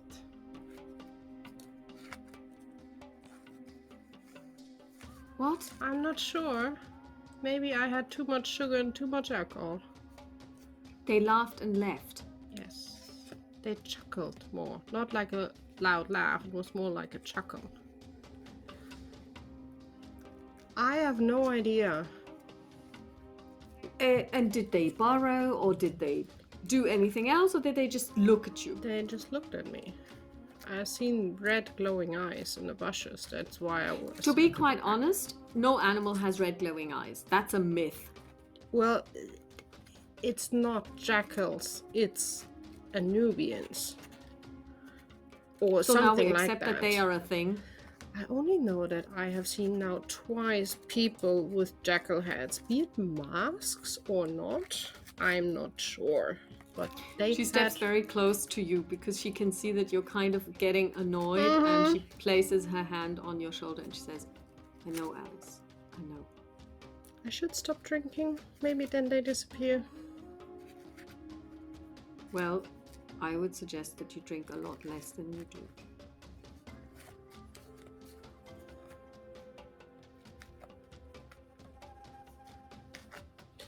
Let's give it a try.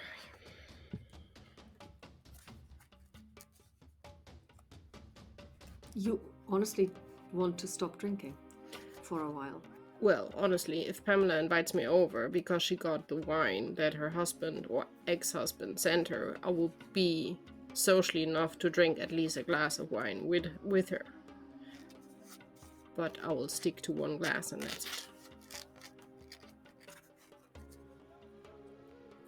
And she nods very earnestly and solemnly, and she says, I would love that. I can't promise it will stay like that, because if the outside world is not changing and it's getting even more weird than it already is, maybe alcohol is a good way to go.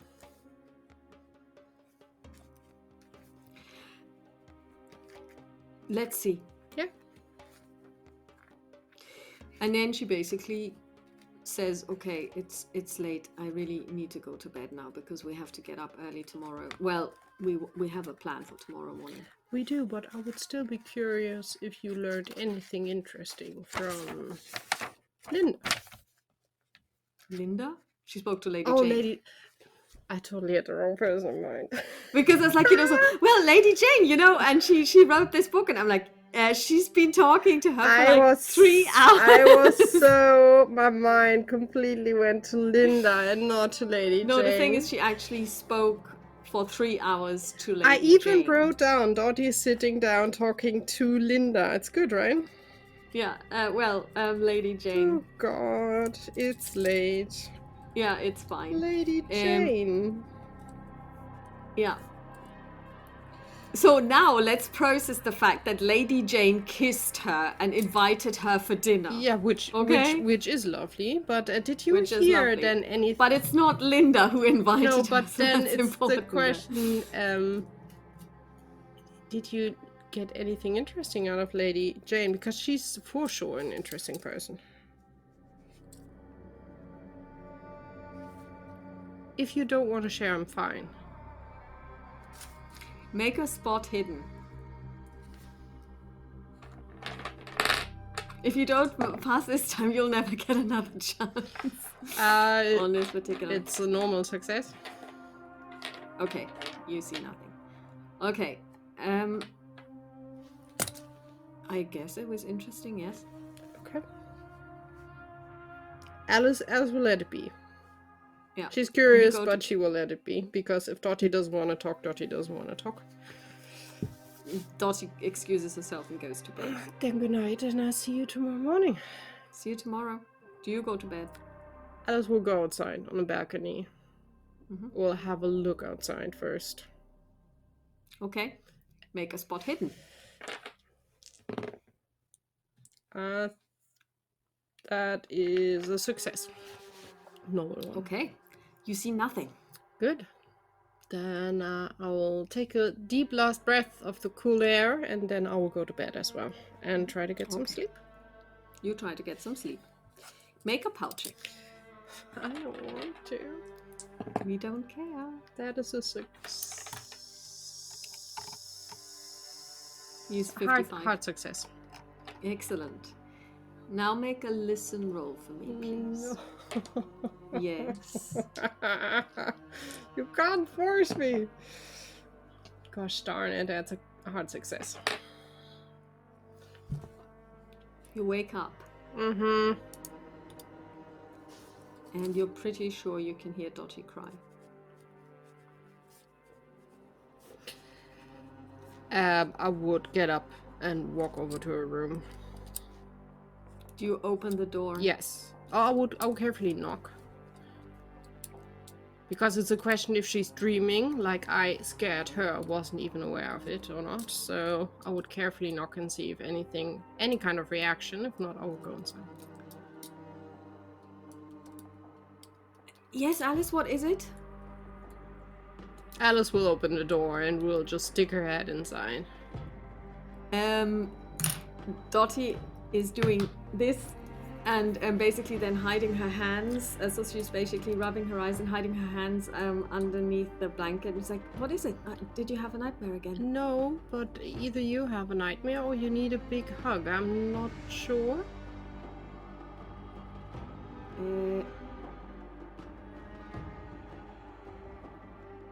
I didn't have a nightmare. That is good. But still, Alice would walk over, would just sit at the edge of her bed, and she would pull out a handkerchief, just handing it over to... Should we make a hot cup of cocoa?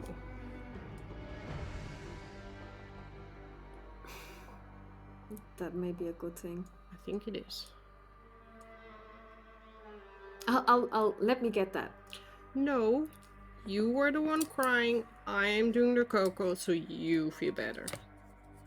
Okay, so she basically doesn't argue. So she likes cocoa. I will go in the kitchen. I will make 2 mugs of hot chocolate, and we'll come back with the chocolate and just sit next to her again, handing her over a mug. Hot. Be careful. She drinks the cocoa. Well, she carefully drinks it, so basically a little bit at a time. Do you need to worry? Worry? No. I'm not pregnant again, if that's what you're wondering. No, that... You cried. That makes me worry, to whatever reason you are crying, because those were not happy tears.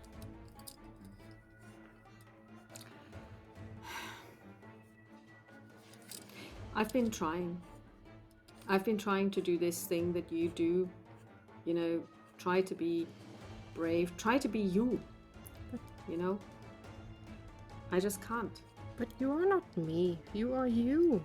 You need to find what you are comfortable with.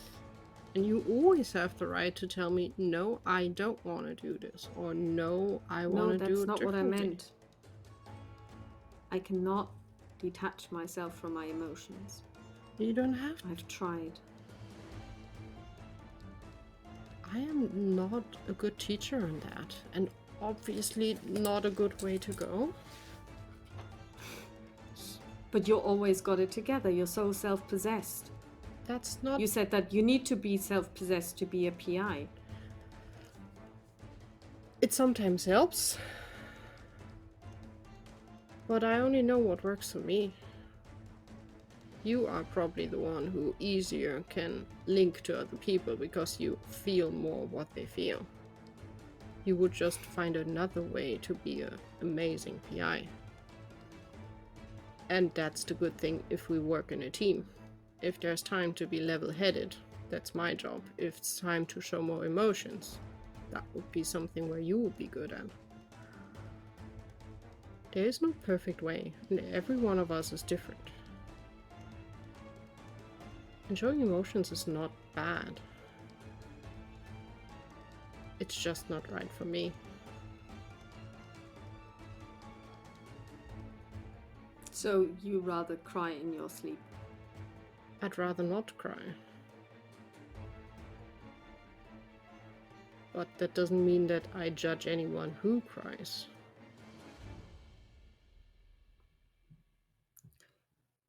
I never got over it. Only a few months has passed. That takes a lot of time. Honestly, quite honestly probably still not over my abortion, even though it's been ages ago. I keep having this dream. I see myself in a playground with my daughter. I can't get over it. Well, you still have time to find the right man and be a mother.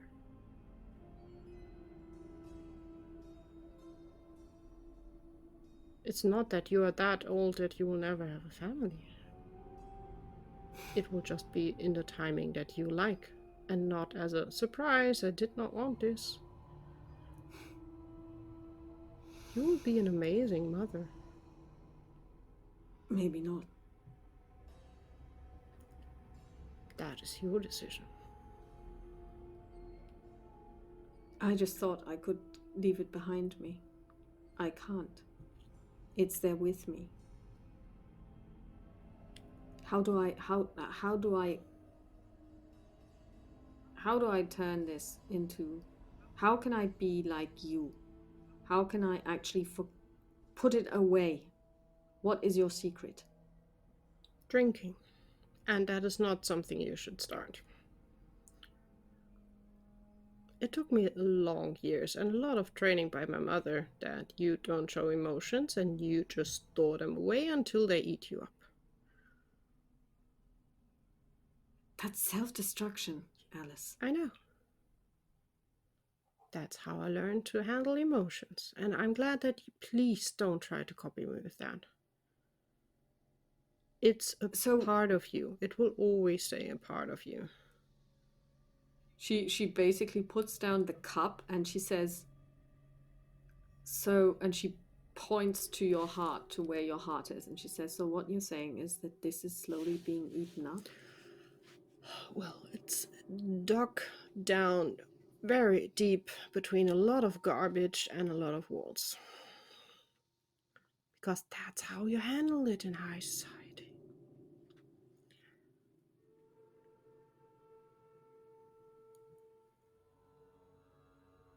Things like that will always stay part of us. That's how we grow. That's how we move on. That's how we learn. It was a horrible situation. And it was a horrible decision to do because there was no good decision.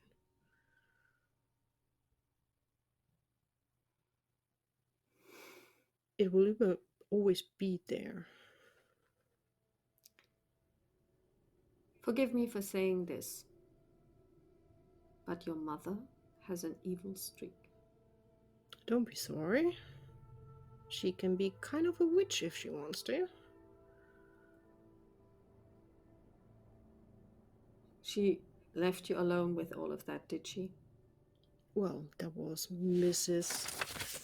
Bowers. I wanted to say Bowser, and I was like, no, that's Mario Kart. That's a different thing. Well, there was always Miss Bowers taking care of everything, because she didn't have to handle emotions or ideas from a young lady that did not go the way that she wanted to go.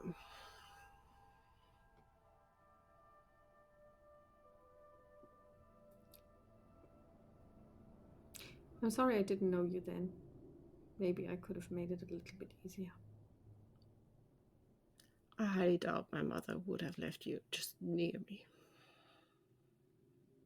She chose me. I know, as my maid, and I'm still not sure she will be happy about the construct we have nowadays.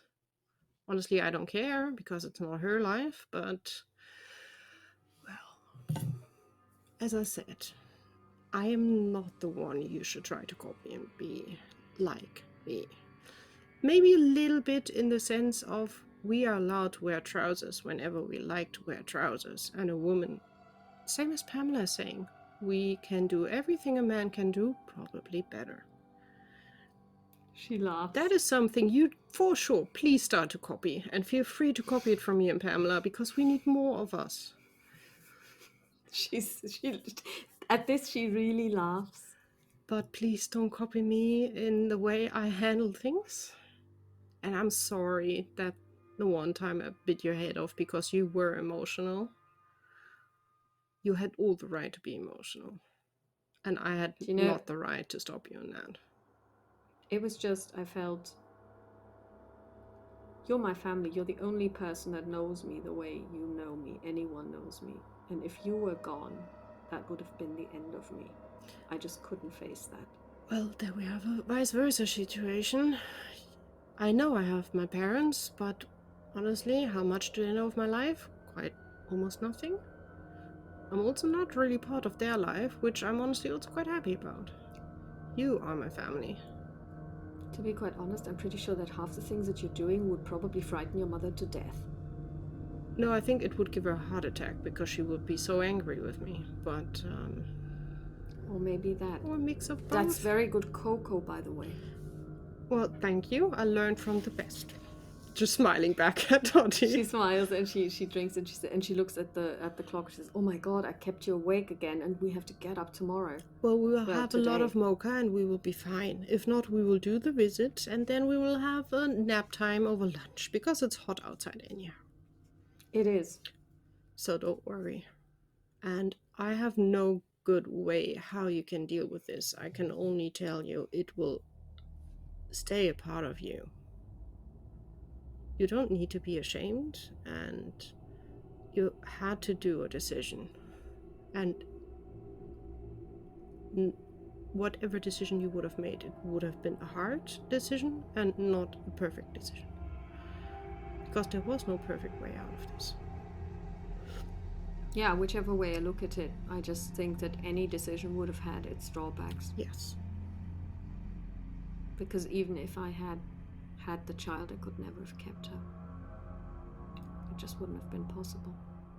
So, I honestly think for the time, you did the right decision for yourself. Which was the only way to go. You can see that she's now... this has had an effect on her, a positive one, but you can also see now that all of this adrenaline that was going through her body is going away and she's getting really tired really quickly. Yeah. I'll grab the mug that's probably empty by now, and I will tuck her into bed, literally. So let's get some sleep more. And whenever you feel like having a hot cup of cocoa, with or without talking, I'm just next door. She nods. And sleep well. Then I will go outside. I will wash up the cups and our mugs, and then I will go to bed, roll up at least for the last 1, 2, 3 hours, how much is left of the night.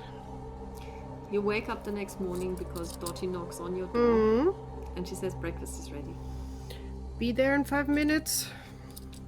Take your time. Still working on the mocha. It needs to be fresh. Alice will... Dare I roll my dice? 86. It'll be normal coffee. It's fine. Make it strong. Okay, she makes it strong. And Alice would get up. I think she would, in 5 minutes, she would get up. She would refresh. She would get into clothing, and then she would step outside to join Dottie for breakfast. You have breakfast. You have a cab. Takes you to the place. You did sleep in a little, so she didn't actually wake you early. So it's like now 8:30. Yeah. Because and you arrive, and Clarice, you knock on the door. So it's now actually Bennu who opens because the butler is away, and he says, "Oh yes, madam, the young lady is expecting you." Young lady, you kind of go, well, she's in her 40s, but then again, she is the young lady because there is an old lady. Yeah, exactly. Thank you, Bennu. And he invites you to step into the salon, and Dottie as well. And then Clarice comes and she says,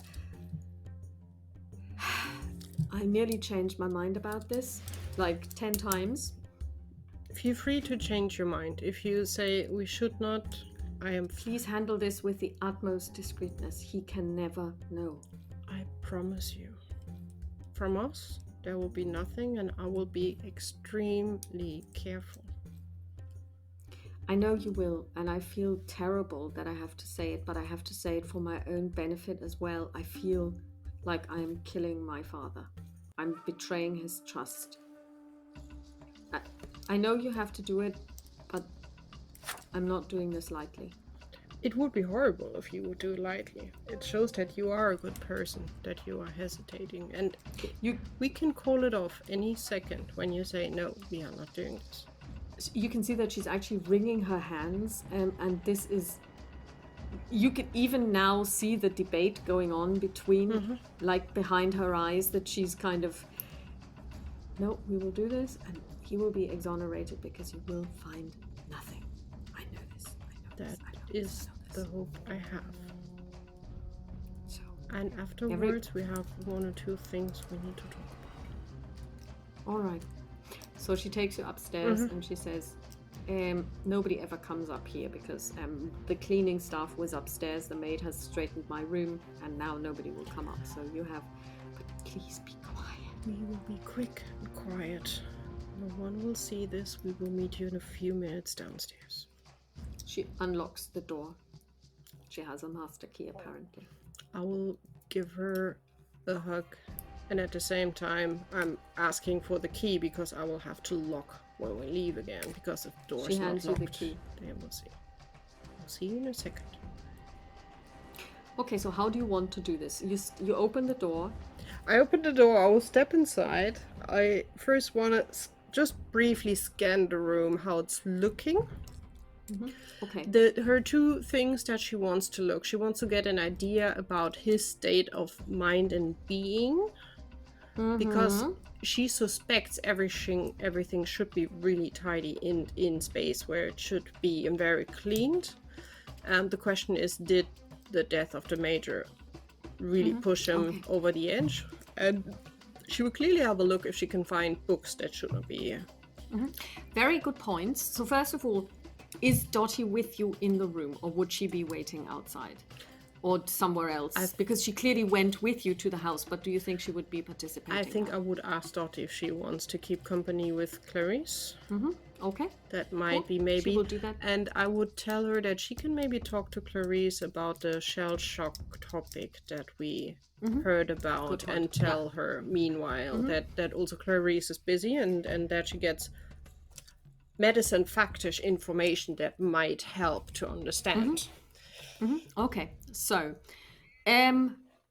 you get an advantage on all your search rolls because you clearly outlined what you're going to look for, and it is actually very precise. So number one, first scan, you don't need to roll. It is probably like you expected it to be. It is a Spartan quarters. It's not a room, it's a quarters in an army barracks. So basically there is a very small bed. I mean, only one person can ever lie on this. It's not as bad as those army beds. It's a real bed, but it's, you know, like the most Spartan. This whole thing looks like a Spartan house. Yeah. There is like a desk, a writing desk. There is a chair. There is a wardrobe, which only has 2 doors. And the place is absolutely spotless. The bed is made probably in army fashion, like, you know, where they have to turn down like the edges, and then they have to kind of like fold it in a special way. So you can see that he has 3 pairs of shoes and probably 1 more because he's wearing them. They are absolutely spotlessly clean. They're standing neatly and aligned, and everything looks perfect. Okay. It looks like Dottie has been in here and just cleaned it like 5 seconds ago. Good. So that is the one point. Then it would be looking for books. And might I add, Alice, while thinking about what else, she would also keep an eye open if she can find anything that would look like a diary. Okay, number 1, you find 1 very prominent book. He's got the Bible. That is quite sure his. She will not fight on that. Yeah. You also notice that there is a picture. It's a photograph. It's a photograph that shows, you have seen him. It shows him as a youngish man in his 30s. in army clothing next to him. Presumably the major. You don't know what this guy looks like because you never saw a picture or anything. But they are standing next to each other and they are looking into the camera. So it is a staged photograph and they're both in uniform. Don't you think there would be some kind of painting or anything from the major around the house? Probably yes. Let's see. On an 81, you haven't seen it if there is one. Yeah. But I suppose it. Oh, yeah. Stupid me. You would have seen mass cards because there was a wake, and they have mass cards, and there's usually the picture of the deceased on it with a black ribbon kind of thing, and I'm pretty sure that they would have had one of those standing around. So you have seen a picture of the major. I would expect so, at least. Yeah. Yeah, you have seen a picture. So this is the major, but only in a very bit much younger. younger. Yeah. So those are the things that you see and that are obvious. You can't see any books other than that. However, the desk has drawers. Yeah, so she will go through drawers and probably open also. They are locked. Well, then let's have a go with the locksmith. I haven't used it in a while. Oh boy, that is an 11, which is a critical success. Brilliant. Ticket. You unlock the drawers. Yep. The desk drawers. Okay, so from the top you find the following things. You find a writing pad and a pencil. You find a couple of stamps and envelopes. And then you find a box which is made of metal. Do you open it? Do you take it out? It's like about this. It's not very big. She would open it where it is. It contains some money. Okay, she will. Local currency, like, you quickly add it in your head. It's probably the equivalent of $5, which is still a lot of money. It's a lot of money, but change. Yeah, it's not for necessities. Yeah. You do find a diary. She would try to leave the diary basically as close as to where it was, just opening it carefully. Although before we go to the diary, when she found the writing pad, she would have picked up the writing pad and would just hold it in the light to see if, you know, when you write that something is pushing through. Somebody has written something on it and it has printed through. So she would take a pencil, she would do what we see in the movies, like roughly go over to see, and she would pull off the upper page, and then she would put the pencil and the writing pad back.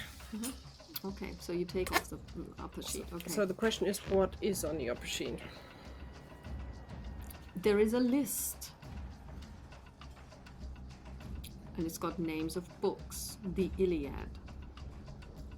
and so on and so forth. And it lists 10 titles, plus one book, which is a bit strange because the title reads...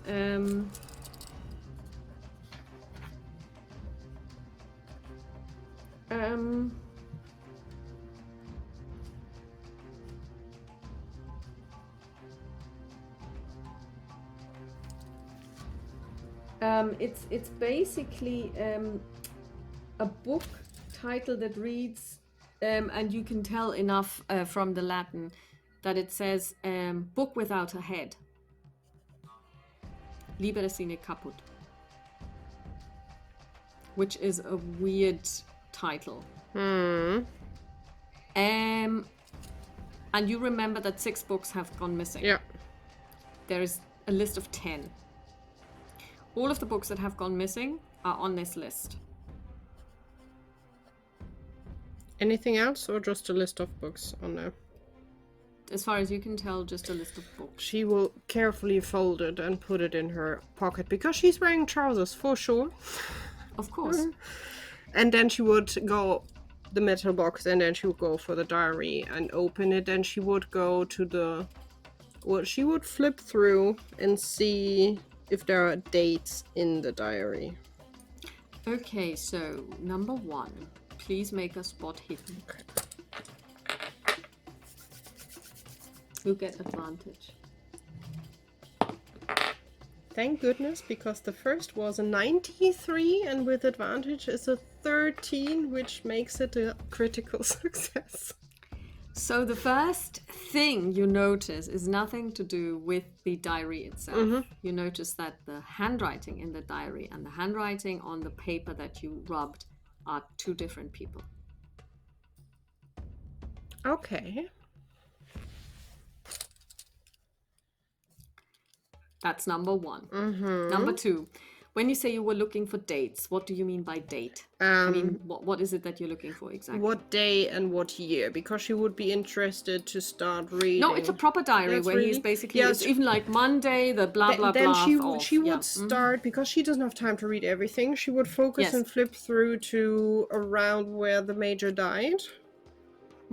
And from there on, move on to see if she can find anything that gives a hint why on earth this is happening.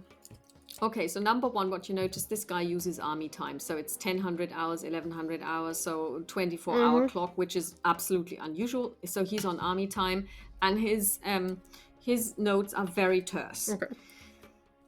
So sometimes he just jotted down a couple of words rather than full sentences. What you also notice is that, with the exception of the day when the major dies, he never talks about himself.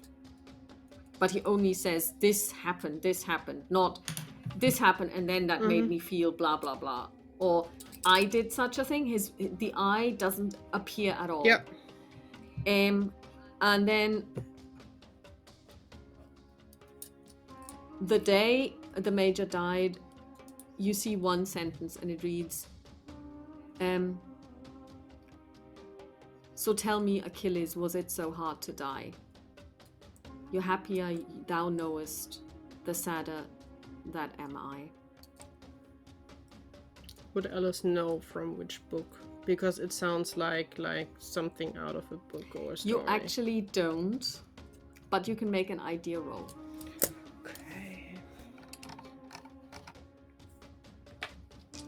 Because the main idea is it might be from it's from the Iliad. That would be the first idea. I rolled a 3. Okay, perfect. You remember that the antiques dealer that you spoke to told you that he believed that, you know, everybody whom the muses have kissed, their work is worth collecting, even if it's Patrick Shaw Stewart, who wrote a very famous, though not very good, poem called Achilles in the Trenches. It's from, and it could well be that this comes from that poem. Okay. Yeah, then see what the following days are having in, and if there's any hint on why he's taking books and where he's taking them. Okay, so basically the next 3 days are full of, you know, like, this has happened, this needs to be done, blah, blah, blah, and then the entries stop.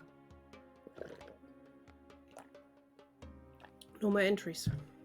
The last entry is the young lady has taken the major's body to England. And that's it. There are no more entries.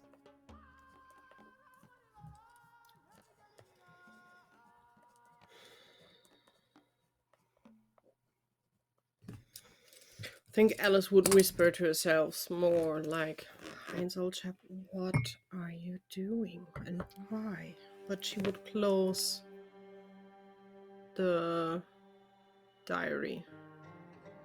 She would take care that everything is where it was before. She would also use her locksmith tool to lock the drawer again. And she would have a look probably under the bed and under the mattress, just carefully lifting it up, just peeking if there's anything she suspects not. There is nothing under the mattress, and under the bed you just find a traveling trunk. She'll probably rub a little bit on, like crawl under the bed and would see if she could open the traveling trunk. Mm-hmm.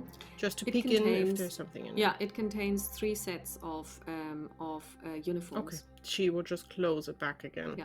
She will. And mothballs. So Yeah. you can also smell Yeah. this, so... The good thing he's a tiny man, so probably she's not leaving like way in the dust No. to see. That's a good thing. And you also don't get black hands Yeah. or anything. You look spotless after this adventure. She would go towards a Bible and she would like open it and flip through and see if he put any kind of piece of paper or anything in the Bible. Mm-hmm. Not that you can see, but you can also see that the Bible has a date when he got it, and it was in the last century. And then she would open his wherever he's storing his clothes. Mm-hmm. Yeah, there's a wardrobe. Then the wardrobe she would open just to scan and see if she can find books in there, which she highly Nope. suspect not. You don't have to roll. Yeah. You give it a thorough. I mean, you even do this. Mm-hmm. Is there a kind of like a secret compartment? There isn't, because it's like really one of those. Yeah. And there is like this. There's a rod, and from it hang 3 sets of butler's clothes, a couple of trousers, a couple of normal shirts, socks, underwear. It's so neat. Mm-hmm. So neat. And you also find another thing. He irons his own clothes. He's got his own iron. Which is not really surprising, but... No, in his case not, but, you know, he's got his own iron. Yeah. And starch. And, of course, a boot cleaning set. She would make sure also there that it looks all like before, would close the wardrobe carefully, and then she would step back outside. She would lock the door with the key, would pocket the key, and she would slowly, but not making too much noise, walk downstairs to join up with Dottie and Clarice. Okay, you join them there in the salon. Do you hand back the master key? I definitely hand back the master key. I would look around that none of the servants are there, just to be sure. But I would hand over the master key to her. Yeah.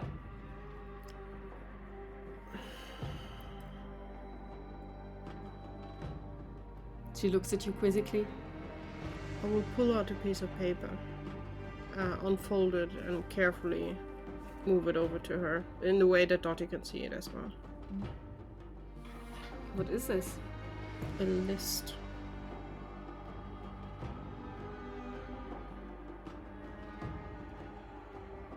That's a list of some of the books that have gone missing. Yes. Where did you get this? Well, he had a writing pad in there, and That's my father's handwriting. that was my main question, because it's not Heinz's handwriting. No, It's your father's handwriting? that's my father's hand. Of course. Wait a second. And she gets up and she basically goes to one of the, you know, like she has something like I have behind me, whatever you call those sideboards, and she opens it and she looks through it and she comes back with a folder and she hands you the folder and she says, this is correspondence, you know, from him. And you see that this is basically correspondence, you know, where he would have written letters. And basically he wrote a letter and he always made a copy and kept it. So these are basically letters where he wrote to, you know, like to somebody doing some building work. And you compare it and it is definitely the same hand. Okay. Now it's getting interesting on why did your father list these books so fittingly to the books that are missing? Yeah, but I mean, why did Heinz have a list? I mean, my father wrote a list of books before he died. He gave it to Heinz, and now those books are going missing. What the hell is going on? I don't know. That doesn't make any sense. I also don't know what is going on with Heinz. Dottie told you what. Yes, she did. I also He has a diary up there. I honestly only scanned it a little to see if I can find anything about the books, which I did not, because honestly, the day you took your father's body back to UK to England, he stopped writing.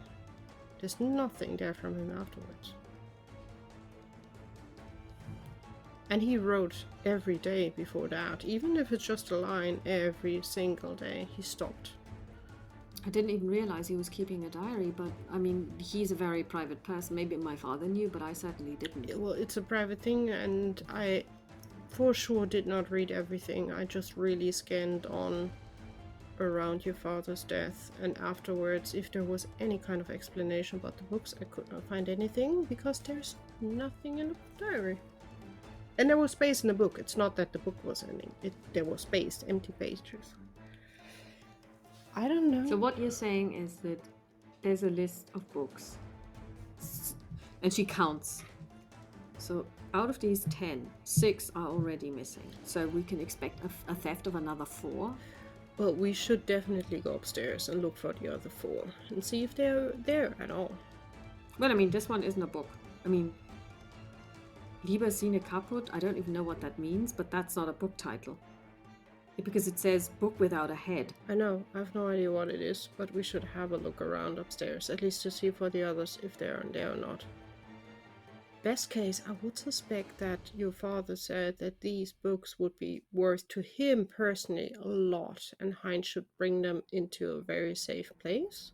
Because your father's suspecting something to happen, but I'm not sure. I have no evidence. I mean, the first 2, the Iliad and the Odyssey, they are not worth anything. Yes, he loved them. They were his 2. He always said to me, you only need to read 2 books and you will understand all of mankind. That is the Odyssey and the Iliad. I don't think although not in that order. It's about money worth. I think. But my father is dead. Why? I mean, these books are widely available. Why put them somewhere? I don't know yet. I mean, I can tell you he's got more than one copy of the Iliad, and the one that's gone missing isn't even the nicest one.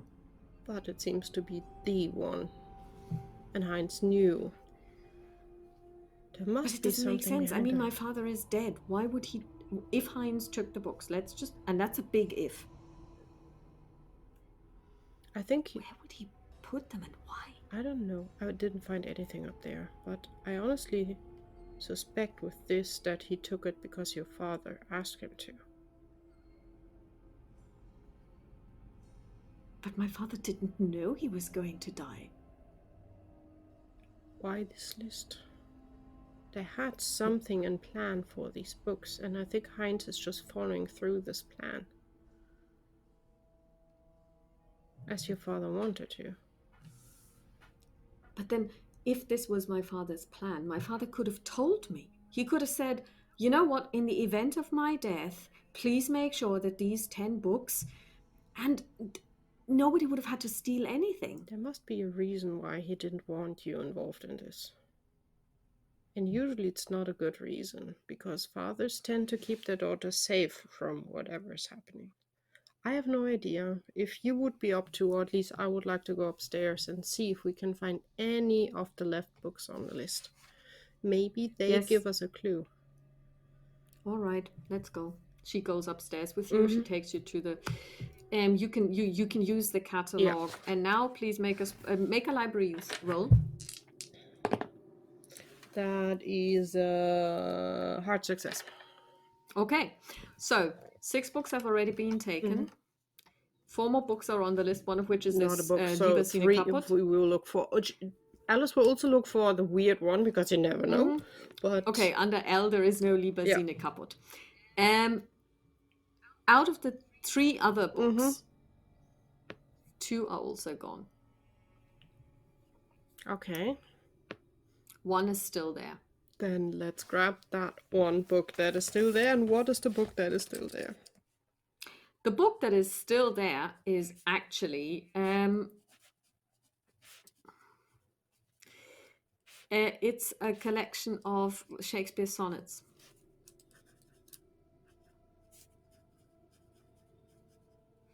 and you look at it, and it's not even a particularly nice copy. It's kind of like a, back then, even the mass market books were, of course, hardcover, but it's a mass market book. Mm-hmm. You know, like cheap paper, pulp, bless you.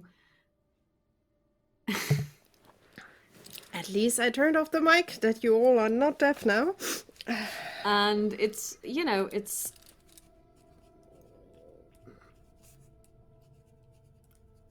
So Shakespeare sonnets are still here, and whatever that Liber Sine Caput is, we don't know. Should we take it downstairs and read in peace and quiet, or would your father be opposed to us at least moving it to another room? My father is no longer here. But we still want to keep his honor.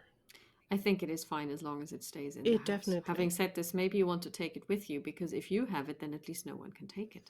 Let's first of all... Because as far as we know, everything that has been removed from the library has also left this house. I suspect so, yes. But let's go downstairs. Mm-hmm. Let's have a look at it together. Maybe have a cup of tea.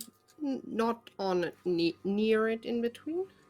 She smiles. You can see that she is heartbroken. I mean, all of this is, but at this she smiles, and then she basically, you go downstairs, she asks the maid for tea, and you take a look at the book. Yeah, but on the way down, I would really walk next to Clarice. I think in the end, at least we have kind of confirmation that Heinz is not doing that out of evil doing, and selfishly he wants to sell it for money, which is a good thing. Clearly we have more question marks on why. But what you're saying is that he has been taking those books. I don't know if I can have him in the house any longer. Even if he did it because your father asked him to? And especially if your father asked him to not to tell you, because even your father did not tell you. He would stick with it. He would suffer through it, but he would stick with it. And for that you should not punish him. Knowing that my father would rather talk to Heinz about something that is as important to him but not to me is like somebody plunging a dagger into my heart. Because this is just books. It's not the war. It's not an army secret. We don't know what it's about. I've heard weirder stories that in books there were messages and it's getting dangerous. So let's, first of all, before we judge, find out what is happening here. She's really crestfallen. She is not in a good way. Mm-hmm. You sit down. Yeah. She gets the maid to get some tea. Yeah. You look through the book. Every page, Alice will be looking through it, seeing if there are any notes, signs, anything. Also in between, she would probably just put it up and see if she can look through the page and see if there's anything there. Invisible ink or whatever weirdness is out there. She's really make a spot hidden. Trying to summary spot hidden investigate and find. Let's see. That's a success.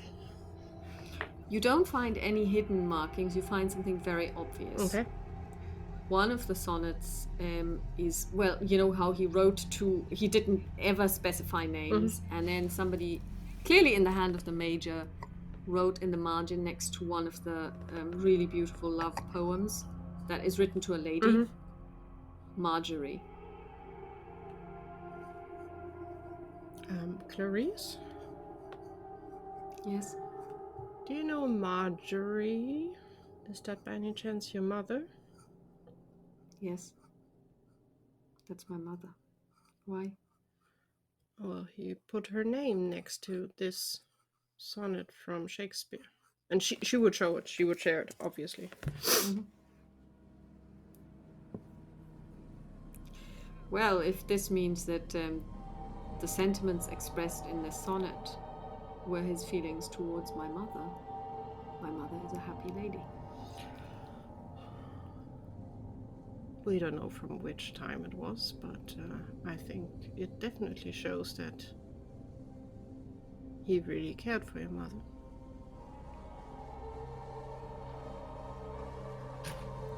But that doesn't help us, does it? Not really, although I'm also quite Someone that really loves book, would they really make notes in books? They would not. My father did write in books. Okay. Not very often. And I mean, This one seems to be special to him, for sure. this is also, and you can see it's an old copy. So it's a book that is, again, from the last century. So he was a young man then, so maybe he didn't really care about books as much, or kind of like maybe wrote into them more so than...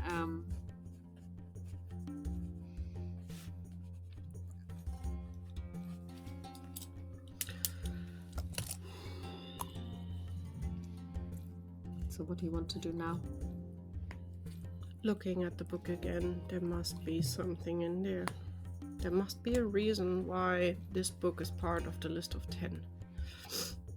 And also it's a question, what is the weird one that we can't figure out? Book without a head. Well, there I can't help you. A book doesn't have a head. It has a back, but not a head. That's a good point.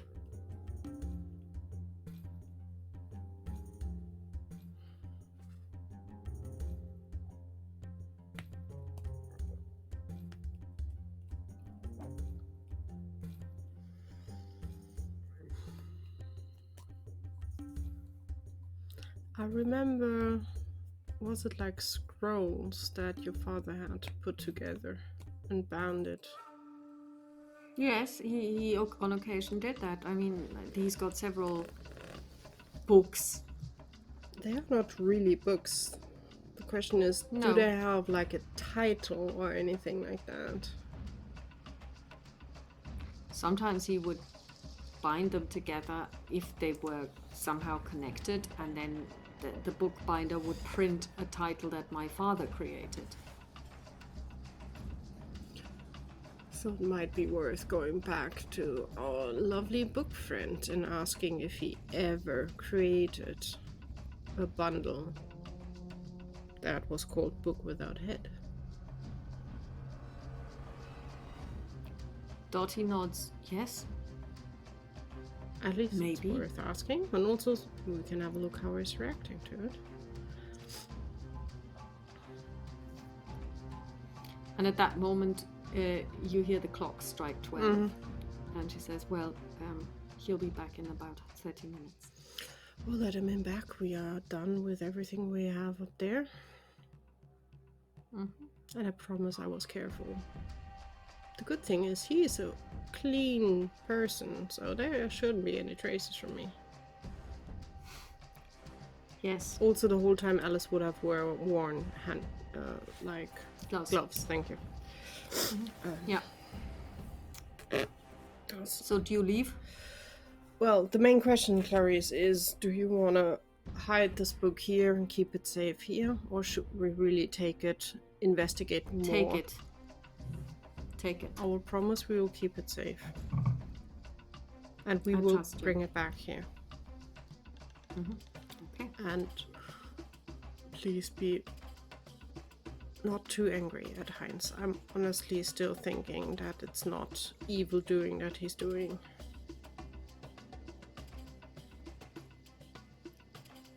I'm not angry, I'm just deeply hurt. I understand that. Because if there was something between them, it would be helpful if they would have involved you, then we wouldn't have to search for it now. Yes. So do you leave? Yeah. Okay. So Alice would wrap the book in probably her scarf, just that it's properly wrapped up and that you not immediately can see what it is. At least not what kind of book it is. It clearly looks like a box or a book. Yeah. And then we would ask for either, I don't know if Benno will drive if you. Benno will drive us then to get back home. To the hotel. Yeah. Okay. You arrive at the hotel. Alice will go upstairs.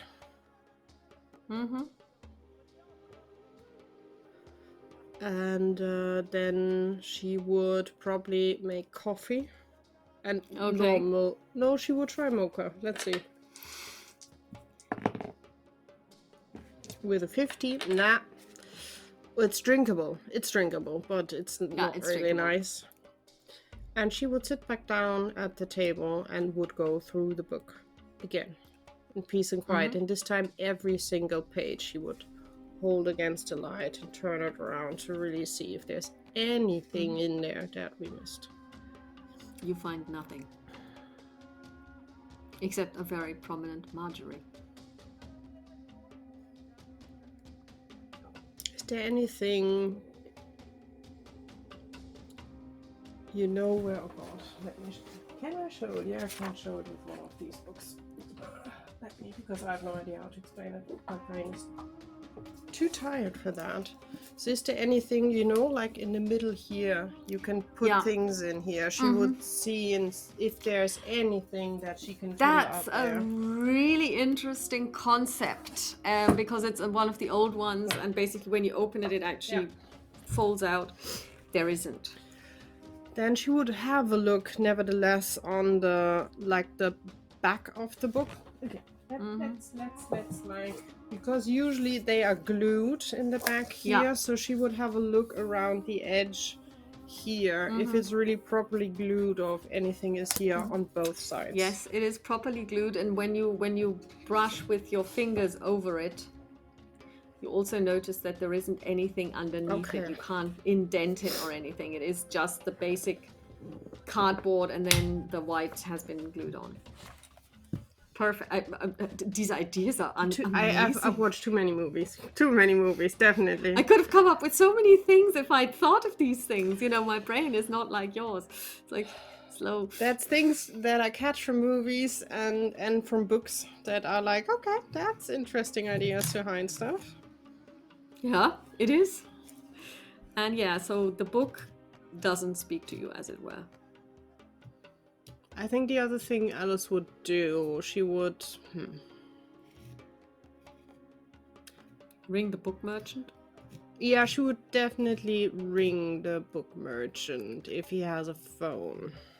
Yeah, Mr. Al-Maliki does have a phone. Okay. And you have his number. Yeah. He answers the phone. Al-Maliki's bookseller. Alice Bake here, Mr. Maliki? Or Al-Maliki? Yes, speaking. Not sure if you remember me. We have been there a few days ago. Of course I remember you. I was just curious, you said you did some bookbinding for the Major as well, didn't you? Oh yes, on many occasions. Do you remember? No, we will not do that via phone. Would you be in later today? Yes, of course. Then I close at 5. Okay, then we will come by in person in a bit. Okay. Alice will have a look around to decide where she will hide the book. Okay. Where is Alice going to hide the book? That is a good question. That is a very good question.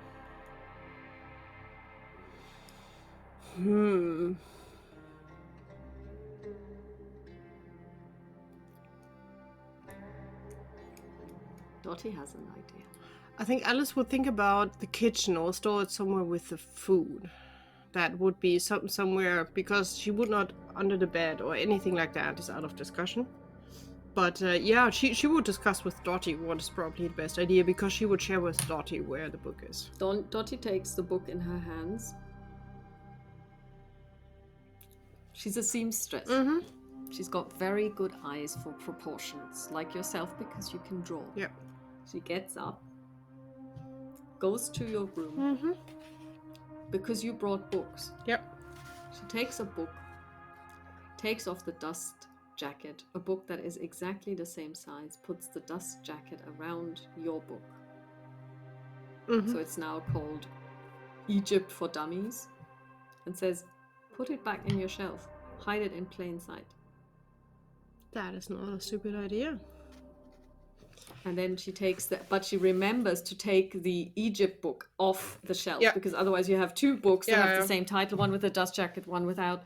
She says, and I'm going to take this put this into my handbag, because it's always good to have a guidebook of Cairo with you when you're in Cairo.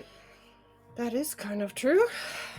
And we will make sure that it's really snug in the middle with all the others, like the other one was. Yeah. And then she would call downstairs to get a driver, like in 15 minutes. She would get herself ready. Would ask Dottie if she would like to join. Of course. Because I wanted to see his face when I asked a question about the book. And on the way back, can we stop and get some Turkish delight at the market? Yes. Maybe she also more of the baked. Yeah, the poppy. Yeah. The poppy things, yeah. And I want to call them cinnamon buns, although they're not. Yeah, they're poppy. Yeah, poppy buns. Yeah, and also we should think about what we want to have for dinner tonight. So we could get some fish. Yeah, I think some fish would be nice, and it's also quicker to do. So then that as well. So first stop, the bookstore, and then back to the market. Yeah, and then home. Okay, and we will leave it there for tonight. Thank you. Because it's almost 11. And we had a bargain. We did. And basically, so that is the library part 3. I hope you enjoyed it a little. I loved it. And we will see in 2 weeks where this takes us. Yes, I'm curious. Thank you for running the game, and thank you everyone for listening, watching. Yes, thank you very much, and thanks to our patrons for supporting us. And and we wish you all well. You're hearing this after Easter, but we hope we had a pleasant Easter. Exactly. And we will talk to you soon. Bye. Bye.